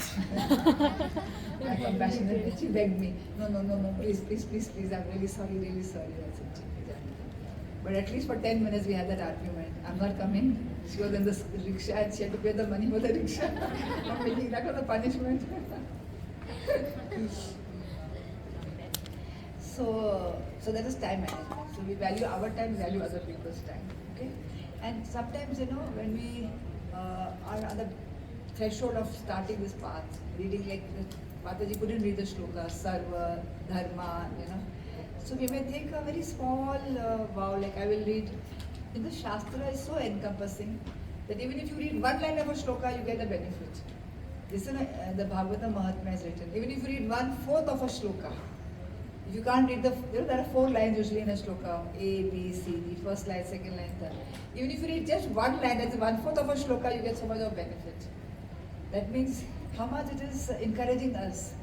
So you just read one line, okay, I have not read the 4th shloka. When you read one line and you read that one line every day, then you say, let me read the second. Once you read second line properly, then automatically you will read all the 4 lines nicely. So that, like, when a mother is feeding a child, or when a mother is asking the child to come for food, usually children say, nahi khana hai, bhuk nahi hai. Then I tell the mothers, that you start eating, and you do that. So nice, and the child comes and says, mujhe bhi khana hai. You just eat in front of the child, and the child will automatically come. And that is not with children, it's with adults also. You just sit next to somebody and say, mujhe bhuk nahi hai, and that's person eating, and suddenly there's papad and pakoda and salad. Acha, main ek pakoda khata hu. Then you will have a little bit, because the juice of the food in his mouth is putting the juice of the food, interest in your mouth also. So when you see others chanting, others reading nicely, then that desire will also come. Arey, usne bhi padha hai. I mean, I didn't know any Sanskrit. We didn't learn any Sanskrit formally, but by just reading, understanding, hearing, we have a desire now to learn shlokas, to memorize shlokas, and they're not difficult. It's very easy. It just flows with your personality. Then always try to make a goal setting for one habit at a time. If you take too many things, अरे मैं रोज अभी भागवत भी पढ़ूंगा, गीता भी पढ़ूंगा, CC का भी एक चैप्टर पढ़ूंगा, और 5-10 pages of each, and then I'll get up also early and I'll go to college and I'll do housework and help mama and I'll. You can't do it. It will crash after 1 week. It'll be कुछ भी नहीं करना है, So one thing at a time. If you have many bad habits, don't concentrate on improving all bad habits together. Take care of each one. There's lust, take care of lust. There's anger, then work on anger, then work on greed, then work on envy, then work on laziness, procrastination. So take one habit at a time, work on it, give it a momentum, push it down, suppress it or remove it, then work on another habit. Simultaneously don't work on 6-7, like multitasking. Ladies may be good in multitasking, but men are very poor in multitasking. If they're reading the paper, they will just be reading the paper. But the lady will read the paper, beta kya kar rahe hai? Chalo finish that. And kitchen mein dal pakri hai. And of course, her phone aa gaya hai, and she's preparing a class for the next time. So we are naturally gifted for multitasking, and I'm speaking to all girls who will be beautiful ladies, and we will learn to do multitasking also. But as far as improving our bad habits, we work one at a time. Then follow your heart less and follow your mind more, because mind is more logical. So follow your mind, not your heart. Heart says, "Ye karna hai. I like her, so I'll do this. I don't like her, so I will not do this. I like this, so I will do it. I don't like this, so I will not do it." No. What does your mind say? So mind says we have to do it whether we like it or not. We have to do it. So follow your mind more. And then, like I said, when we should do sankalp. What is sankalp? It means a strong desire. Sankalp ichha. I want to do something. Supposing you have a sankalp in Chaturmas, not to have a particular food. It's a long 4-month period, but if you are strong about it, you can give up sweets for 4 months. Sweets is not so necessary. Some sugar is necessary for the body, but if you are having an excess, then you may try to avoid that. So that's, and many people, I used to in my beginning years do 4 months Chaturmas, 1 meal a day. So you see your capacity and ability to. And Satya Sankalp, one Rishi made a Sankalp that I will always follow the path of truth. They will never tell a lie. So he made this vow, and then he was sitting in meditation and he heard some loud sound, and he saw one cow was running in fear. And then he saw the cow going in a particular direction, and after 5 minutes he saw one butcher coming from there, and butcher had his chopper with him. And then he asked the Rishi, "Where is she gone? Where is she gone?" Then he thought, that is Satya Sankalp. I have promised to tell the truth. So he told the truth. Was it right? No. No. See, you are greater than rishis. The rishi said, "Hey, I have made a vow to tell the truth." So he said, "This side she is gone." So he went there, and very soon he heard a loud cry, and cow was killed very mercilessly. And he said, "Thank God I told this truth." He didn't say, "I wish I had not told the truth." When he died, he went to Yamalok, and Yamraj said, "You'll be punished." He said, "Why? I have always led a life of truthfulness, austerity, cleanliness. Why should I get this punishment?" He said, "Because you are responsible for the killing of a cow. You are very attached to your truthfulness." Remember Yudhishthir Maharaj's story also in Mahabharata? He was also Satya Sankalp always, Then his chariot, which was a few inches above the ground, touched the ground. Because we should not go higher than the law of dharma. Don't think you're so great that you can't follow the law of dharma. The flexibility that you should have in protecting other creatures also. And cow is our mother. All shastras say Go Raksha is, people have projects of Go Raksha. How to speak of one cow? There's our one Ramesh Babaji in Barsana. He has made a big cow shed. So big that, how we have big car parking in America, malls mein hota hai na?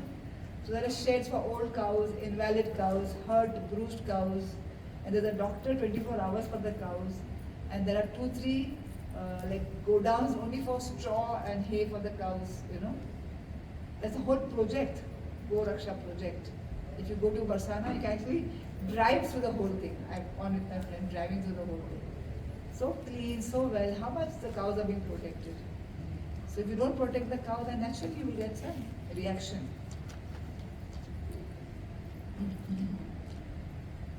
Then, so ऐसे अंग्रेजी हिंदी में कहते हैं जो मन के साथ जीता है, we live with our mind, no? I said now don't follow the heart, follow the mind. But over and above the mind is the sankalp mind. तो जो मन से जीता है वो ठीक से नहीं जीता, जो संकल्प से जीता है वो आत्मा मन बन जाता है. So I always have a sankalp. My sankalp is supposing I should read the Bhagavad Gita in the whole month of Chaturmas, 4 months. It's not much. I'm giving a very easy schedule. So Bhagavad Gita 700 shloka, then you break it maybe 30, 60, 90, 120, 120 into 5, 6 shlokas every day. 5 shlokas every day, 5.5 shlokas. So like this, you just say 5 shlokas every day, I'll finish. His Grace, His Holiness, Vaisakhi Maharaj, he has made a schedule for Bhagavatam also. If you reach 50 pages, then every day, then you will be able to finish in one whole year the whole Bhagavatam. So we have to make a sankalpa. I will read so many pages in a whole month. Like I make a sankalp in Kartik, I will read Bhagavatam. If I don't go for yatra, then I'm at home, then I can read. If I go for yatra, then I can't read. Or Adhik Mas. Usually there's no yatra in Adhik Mas.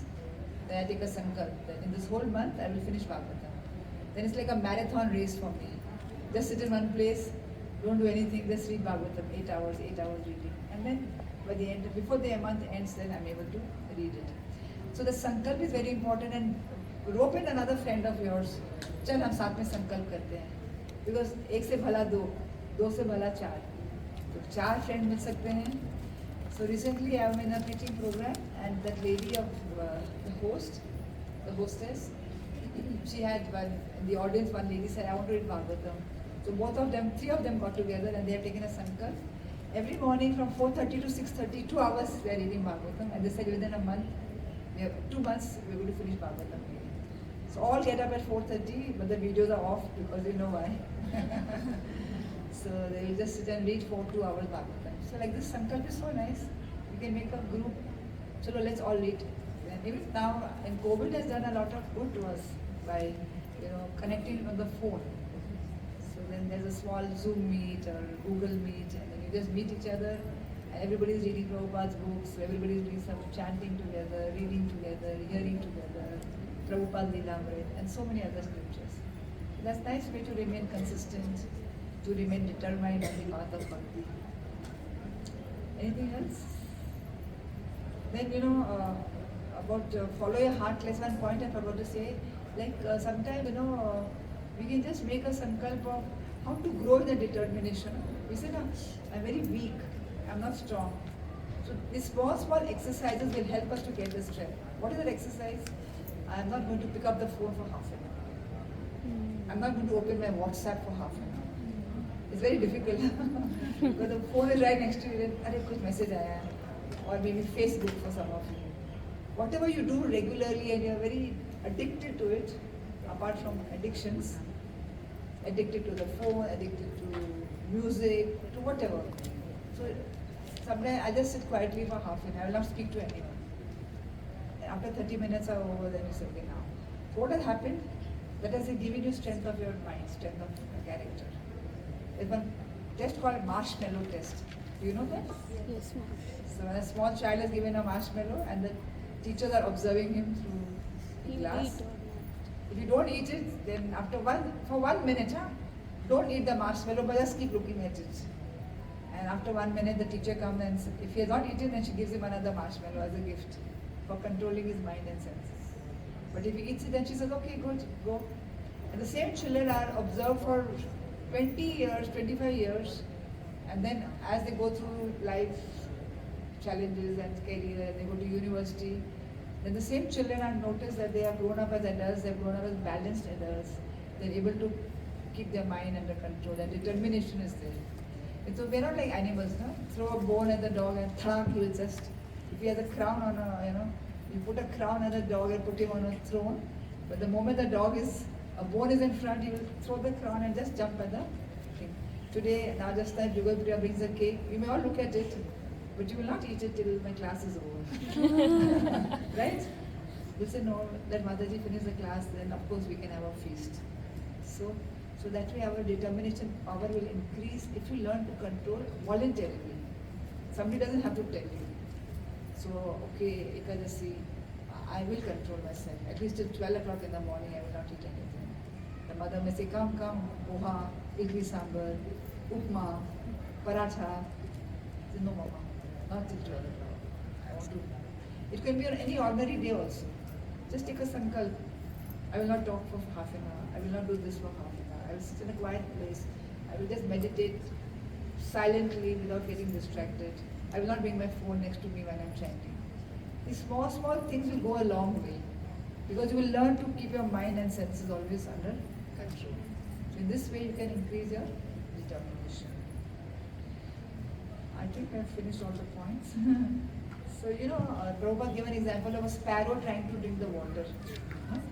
And can a sparrow drink the water of the ocean or drink up the whole ocean? No. because it's too vast. It's a very like unrealistic concept. So sparrow had laid the eggs, the wave came and dragged all the eggs away, and the sparrow was praying to the ocean, please give me back my eggs. Obviously, ocean is not going to give the eggs. But Garud was flying about, saw the little sister pleading. Then he challenged the ocean, I can drink you up, please return her eggs. That is why we need somebody, a senior, a guide. When Indira committed a mistake, he went to Surabhi. You come with me and you plead on behalf of me. So always take shelter of authority, always take shelter of a senior devotee. So in life, it is not important how successful you are, but how successfully you stretched yourself to your best. That's more important. No? It is said that every kite will have its place in the dustbin in a few days, correct? But the important part is how high the kite had flown once. So how high you have soared in life. Ultimately, हम सब मिट्टी में मिल जाएंगे. वो तो होना है. अगर हम सोचेंगे if you have like so diffidence like क्या फायदा है? Ultimately, we have to give it up. Yes, we all have to give it up, but you have to fly high. All of you are in the peak of your life, the best years of your life. So fly high, soar high, do your best, have big targets. Prabhupada said, aim for the rhinoceros. Where's the rhinoceros? So aim for something big in life, and whatever you get, it's good. But don't be diffident and don't say, who am I can't achieve it. मेरे से नहीं होगा. ये कभी भी नहीं बोल रहे मेरे से नहीं होगा. और ऐसे मैं कोशिश करूँगा सब हो सकता है. You have seen people from rags to riches. Okay, and set up a benchmark and be the best. So it is said that you should be the best. Supposing you are in dating department, I'll see that this department is doing. Not that because I'm in charge, it will be best. But I'll do the best of my ability. Supposing you have taken different careers, okay, I've got a boutique, I'll be the best boutique. Everybody will say, शादी का dress बनाना है तो इस boutique से बनवाना, ये सबसे best है. ये टेलर है, बहुत अच्छा इसका ब्लाउज फिटिंग है, सबसे बेस्ट है. So many tailors are the best, na? We leave all tailors and go to one tailor because he gives us very good fitting. So the same way, he's the best tailor, he's the best mason. Oh, his work is so good. And in construction work, you say this is the best builder, very good construction, A-class quality. So be A-class. Always aspire to be A-class. Do the best, give your best, and the best will come to you. So I think I have covered up everything. One last one. So, a lion was crossing a nala, and he had a small baby. And the baby couldn't jump, so the baby fell into nala. So the lion was trying to pick up the baby and motivate him to come up, but the baby couldn't do it. So the lion took his fist and hit the child until the child died. He says, if you're going to be like a kutta, then you better not live. A lion should not live like a kutta, lion should live like a lion. So what does it mean? It means lion is the best, he's the king of the jungle. So he's used to his pride, he's used to his position. So why should he come down to a dog's position? So in that way, why should we have a lower status of life? We should always have the higher status. So in bhakti also, do your best, give your best. You are giving your best years of your life. So Krishna will be very, very happy with you. As you see Dhruv Maharaj, Prahlad Maharaj, they gave their childhood years to Krishna. So many of you may have started much more before this where you are now. And many of you may have just started, but nevertheless, you are in the prime of your youth and you have so much dynamism, so much energy, and you can do the best. And don't get disheartened if people say, "Hey, इतनी जवान है, अभी क्यों भक्ति करती है? बुढ़ापे में करना." People say that. बुढ़ापे में करना. Say no, I'm giving my best years to God. बुढ़ापे में जब कुछ चल ही नहीं रहा है, हाथ नहीं चल रहे, आंखों से दिख नहीं रहा है, रीडिंग नहीं हो रही, I can't do this. I have so many limitations to old body, diseased body, invalid body. But there's no limitation to actually there's no limitation to old body also if the mind is young. So like Shobha Yatra Mataji, not 70 but 17. She said, I'm getting energy from all of you. I'm also 70 but I feel like 17. Radhika Mataji also. She's 60 and she's sweet 16. So we can feel always young at heart, we can give our best. And I pray that the best happens to you in all your lives and the best will happen to you. Thank you very much.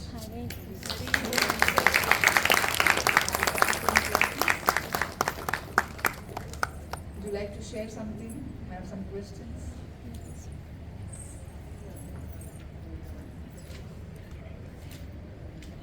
Hare Krishna. Hare Krishna Mataji. Sometimes we will feel that the capacity of facing problems will be done. Like we will at peak level. You said that time we need to follow our mind, not the heart. But sometimes we want to do the heart. Like we want to follow the heart at peaks. It's very at peaks. So what we need to do at that peak level? Sometimes follow the heart, sometimes follow the mind. And I have one more question, Mataji. Why we should not give up if it's hurting more and more? Why we should not give up if it's hurting more and more? Depending what you have to give up. In anything, in life, if you like life. It depends. The thing that you give up, is it going to, Guru Goswami said, no, abandon, accept favorable things from bhakti and reject things that are not favorable. So something is hurting, a relationship is hurting. Like, as a counselor, we get many young people coming to us, like old people, whatever. So one young girl came and said, I love a boy very much, but he says that he can't continue with me. She's young only. Maybe it developed in school, that loving each other, developed in school, co-ed school, and then came to college. But that was, it's not called love, it's called infatuation. We all went through infatuation. I love this boy, I love this girl. But that's not, and then within a few years it fizzles off. So I said, if this relationship continuing is hurting you because he's not interested, but still you're phoning him again and again, and he doesn't pick up the phone, he cuts the phone, he's blocked you. That means he doesn't want you, then why are you entering a relationship which is giving you so much hurt? And even if he has little compassion on you and says, okay, but in the long run he will be fed up, and after marriage if he leaves you and goes, what is the use of continuing? Same thing happened in 2-3 cases where devotees were, fell in love with each other, they got married. Though the boy kept saying that, I don't think I'm ready for marriage. They got married, but the marriage is not working out. They are together, but neither of them love each other, and there is no love in the relationship.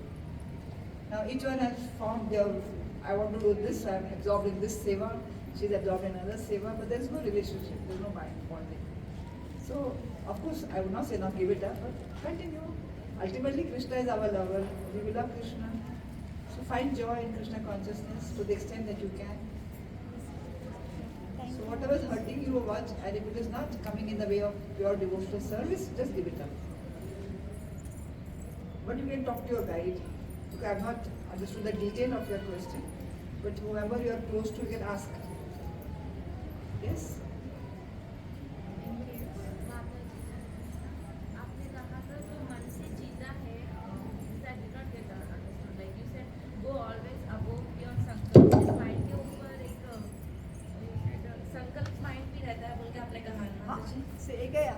Don't go by the heart, go by the mind, and don't go by the mind, go by the sankalp.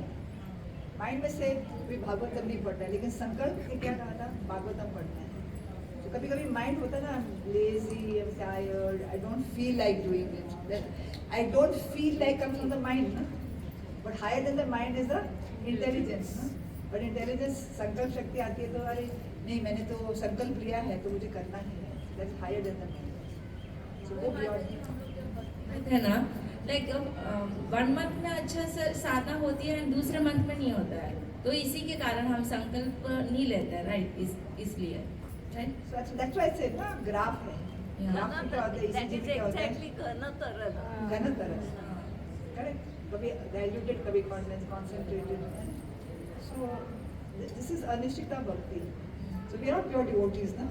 तो हमारा भजन क्रिया के stage है ना, अनिश्चितता and निश्चितता. So before full unavailability happens, these 2 stages will happen. So that's called Anishtita Bhakti, and we are all in Anishtita Bhakti. We are not sure also what we want. So many girls come to me and say, I can't follow this path fully because suppose I get married to a non-devotee, then how will I? There's some mothers also say, हम इसको दीक्षा नहीं लेने देंगे, इसकी शादी कहाँ हो जाएगी, करेंगे कि नहीं, and you're also not sure. You want bhakti, but you also want the security of your life, which you think will come through marriage and other things.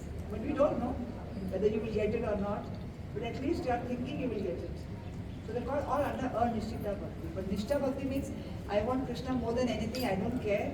I don't mind getting married at the age of 28, 30, but I want a devotee husband. Like when I had this house in Pune, I went away to Bombay, so I was It's a big house and I thought I have to give it on rent. तो कुछ कमाना चाहिए ना, घर से खाली पड़ा है घर. So my father kept saying that you have to earn some money from this house. And I said yes. So I said I've told brokers to give it on rent. लेकिन कोई मिल नहीं रहा था. And I said my clause was, condition was it should be a vegetarian family. Because I had a temple at home, so no tea. When will I get no tea coffee from a broker? No tea, coffee, onion, garlic. I was willing to lose that money. I lost money for 2 years. It didn't go. Then one devotee came and said, Mataji, can I have your house? I'm shifting out. I said, yes, yes, please take. He took half, but I was okay. You know. Then another devotee from Hyderabad, you know, Pallavi. What's her name? Ujjwala. Yeah. Then she stayed in my house for 2-3 years. So I waited and I got it. But I lost 2 years rent, but I was okay with that. I would rather lose that rent and wait for a right person to come rather than be greedy and say I want money and give up my principles. So you have to see what's the priority in your life. So Mataji, I have one more doubt. अब देखिए. But are you okay with the answer? Yes. You're convinced? Yes.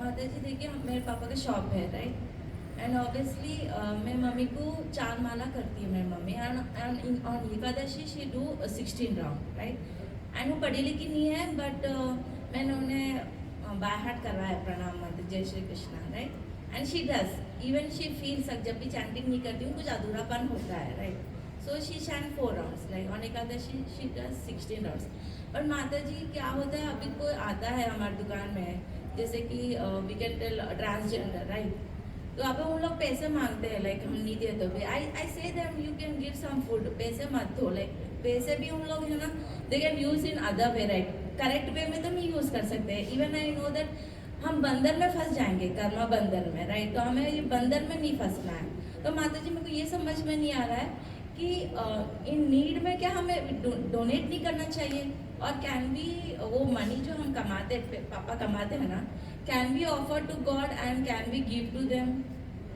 तो ये confusion है हमारे गुरु महाराज कहते थे जब भी वो गाड़ी में जाते थे बॉम्बे में तो बहुत सारे गरीब बच्चे आते थे तो जिसकी गाड़ी में जाते थे बोलते do you have some prasad जैसे no you should always carry prasad you don't have prasad then that's a punishment that you give money and take the karmas ये गुरु महाराज ने बताया किसी को एक बार तो इसलिए हमें उनको प्रसाद ही देना चाहिए कुछ लड्डू रख लो कुरमुरा बुंदी रख लो शक्कर पारा कुछ भी रखो अगर आपको पता है if you are asking the question that means is a regular thing that you need to ask about अगर रेगुलर है कोई हिजड़ा आ रहे हैं आपकी दुकान में पैसे लेने तो हिजड़ा को वही देना है या पुरानी साड़ी दे दो या कुछ रेगुलरली मंथली शी कम्स माता जी एंड 10 रुपीज से लेती है लाइक मैंने मना किया मम्मी पापा को भी समझाया है बट उन्होंने कहते हैं नहीं हमें भी थोड़ा सा 10 रुपए का आप क्या खरीदोगे पाव मैं आपको पाव लेके देती हूँ तो भाई तो पाव मैंने एक बार if you really want to finish your karma then you have to work for it you can't have everything easy why should I go for the effort of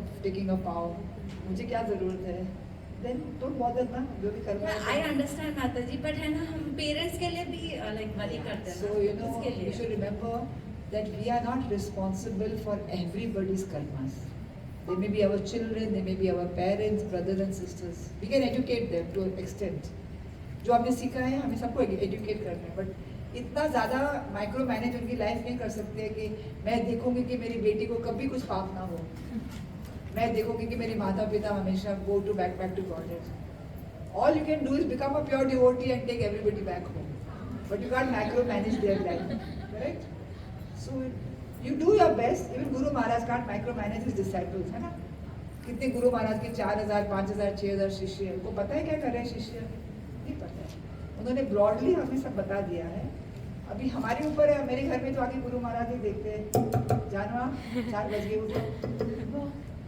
मैं 4 बजे उठूँ 6 बजे उठूँ 7 बजे उठूँ किसको पता है मी एंड परमात्मा तो अगर मैं जल्दी उठ रही हूँ I am responsible to my परमात्मा and I am responsible to myself so if your mother knows is not good you have explain to her and still she is doing it then that's her karma be detached तो माता जी अगर हमें donate करना है तो जहाँ means like in धाम में अगर भी डोनेट करना है तो जैसे कि इस्कॉन में डोनेट कर सकते हैं जैसे कि हम पंढरपुर गए वहाँ पर टेम्पल्स में डोनेट कर सकते हैं पैसे means how we can means अगर पैसे देना है तो कैसे देना चाहिए अभी कोई आ रहा है wherever the calling is some people like अन्नदान तो फूड फॉर लाइफ होता है हर टेम्पल में दाल चावल खिचड़ी के लिए वो लोग फ्री खिचड़ी देते हैं, हलवा देते हैं, उसके लिए आप दे सकते हो। एक काउंटर होता है, ये अन्नदान के लिए है।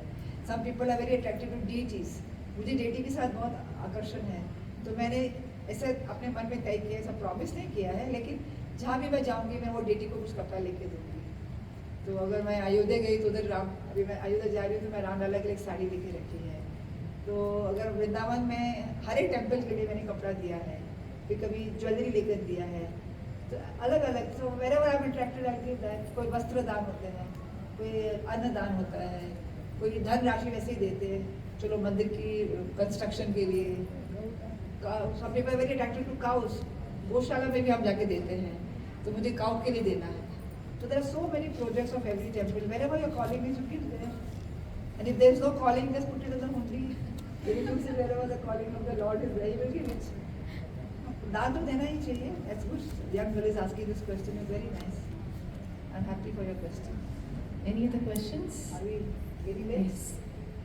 One or two more. The request, please stick to the topic which Mataji has shared. So, and then personal questions can be taken later, personally. Krishna Mataji. We in our life, we come across situations where we are trying so hard to achieve something, but we are unable to because Krishna has bigger plans for us. But also we come across situations where we have to work an extra mile because Krishna wants us to do that, to get that thing, have pleasure of it such.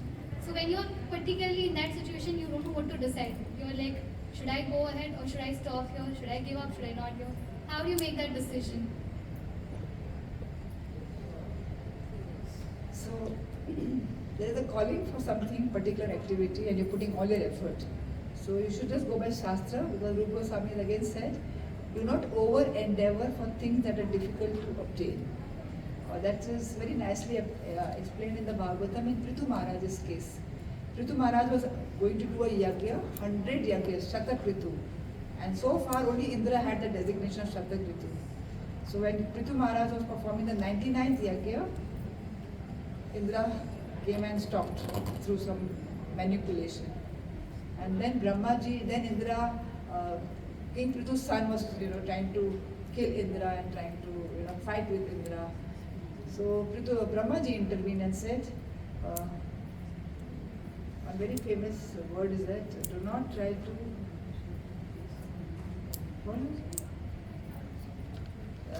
he said that if some impediment comes in your path, then accept that reversal as the Lord's way of intervening. And then be happy with whichever stage you are. So Brahmaji told him that the word is the greatness of a man can be estimated by how well he can tolerating provoking situations. But that is not here in this case. But in this case, also Brahmaji said that when reversals are coming, you're putting your best effort, but a lot of reversals are coming, then you may accept it that these reversals are coming by the Lord. Sometimes you may try to, a lot of challenges came, but still I overcome those challenges and I won the race. So both ways, you have to try, and if you after trying so much also it's not happening, that means the Lord is not ordaining it from me, so I better give it up. So you may ask some spiritual guide that this particular thing I'm trying, and she may be more wiser to you, and she may be able to explain to you, and she may see it in a different light or a perception, and that may guide you. Yeah. So then Brahmaji said, Brahmaji told Prithu Maharaj that you already pleased the Lord. What are we doing yagya for? To please the Lord. The Lord is very happy with your 99 yagyas. Let Indra be Shatakritu. Let him have the power and designation, because he's taking pride. I'm the only one who did 100. Let him get 100 yagyas. So let him get the pride, but you get the blessing of the Lord. What is more important? Pride and designation, or blessings of the Lord? Blessings of. And he got the blessings because Lord Vishnu came to the arena of sacrifice, and he was looking at Prithu Maharaj, and he was just looking and looking and looking out of love and devotion, the Lord. And he said, Prithu, I'm so happy with your exalted behavior and exemplary qualities. So ultimately, if you're trying to do something, reversals are coming, just give it up. Or try to again fight the reversals and achieve your goal. Both are good. But it may vary in a situation, we don't know the situation. Okay, thank you.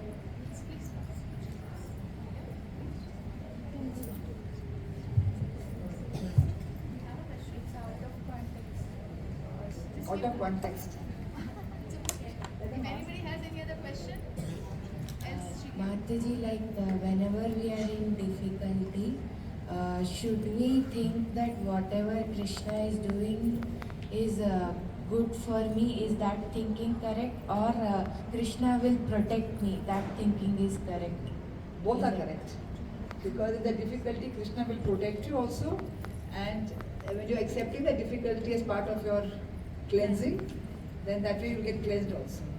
Because you must have heard that, no? A man was walking on the beach and he told the Lord that you told me that you always protect us and you're always with us, but I see footprints on the sand. I see in my most difficult moment, there's only one footprint. That means they're not walking next to me. So the Lord said that one footprint that you see is my footprint and I'm holding you in my hands. So difficulties are a time that the Lord is with us, provided you are connected to the Lord. If you're not connected, then how the Lord will be with you? If you're connected to the Lord, then the Lord is holding you, but the difficulties must come.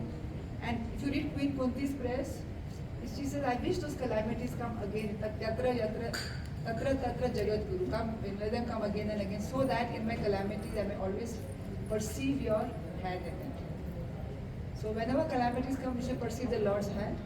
And at that time, we should pray to the Lord that, I can see that this is coming from you. Please give me strength and please be with me. And I will fight these calamities with your strength. And then letting it over like that. Thank you. And then you also pray that, help me to get purified through this. Both for purification and for glorification. Sorry, I didn't give Radhika a chance to answer any question. Now, any question, Radhika will answer. You are giving the best No, answer. no, no. Any questions?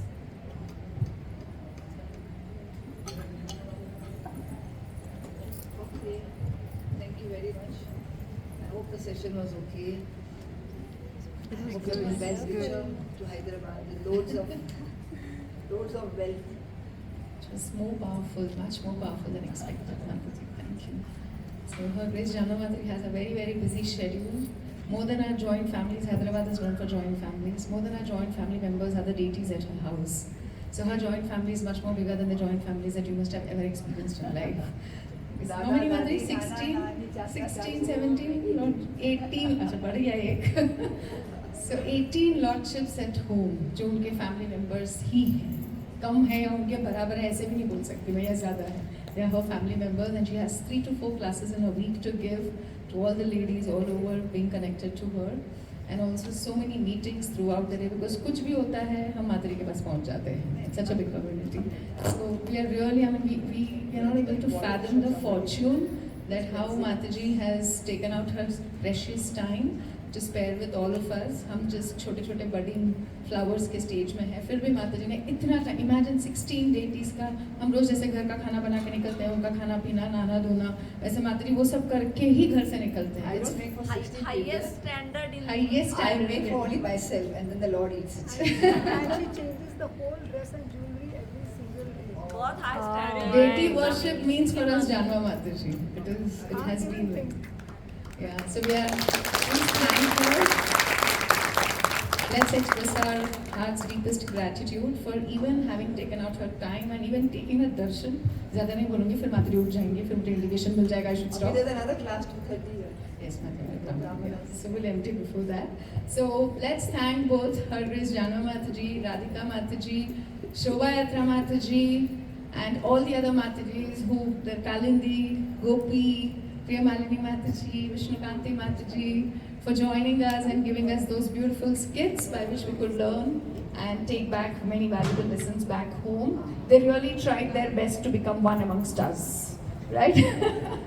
So thank you, Matajis, for taking out your precious time. Sweet 16, I'm sweet 17, and Mataji sweet 17. Yes, yes. And we are yet trying to be sweet at our 16, 15 and 15. You all are the sweetest.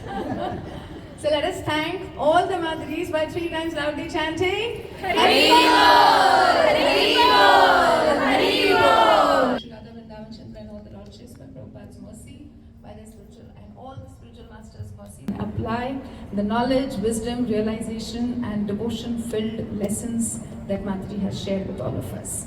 Thank you very much. Now I'll hand over the mic to Namrata Mataji, who has lots more to offer. Hare Krishna. We are really very fortunate. I think I can see all your happy faces, and you are taking a big treasure house from here, from Mataji. That Mataji at this age, like she's been so actively preaching, and we all can see the kind of deep knowledge, realization, and a deep humble attitude that we can see from her and learn from her.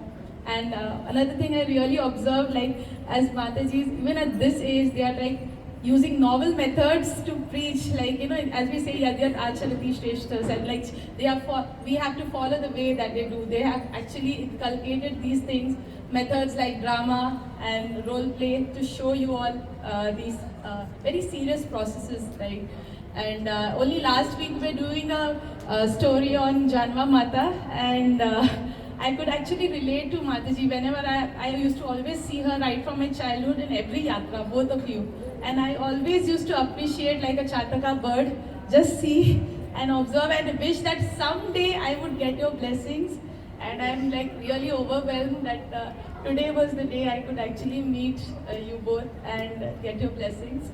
So they are like the mothers of ISKCON actually, and I would say like Jahnava Mata, she took care of all the devotees after Lord Nityananda and Chaitanya Mahaprabhu, and they left and nourished them.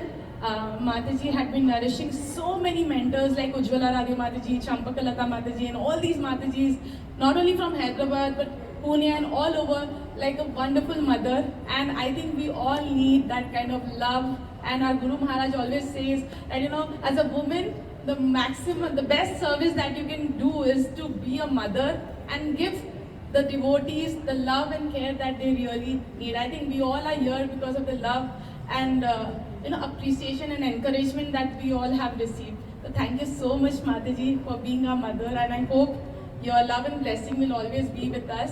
So as a token of love, we would just like to give something both of you. I would request HG Radhika Mataji and Srilata Mataji, please come and offer this.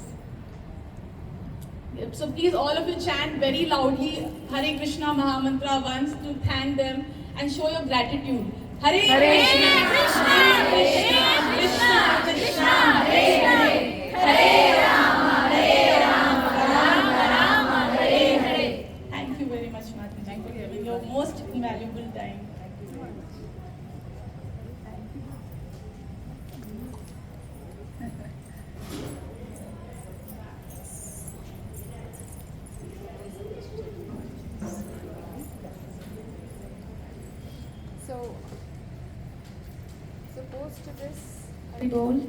So post this, we are breaking for lunch now.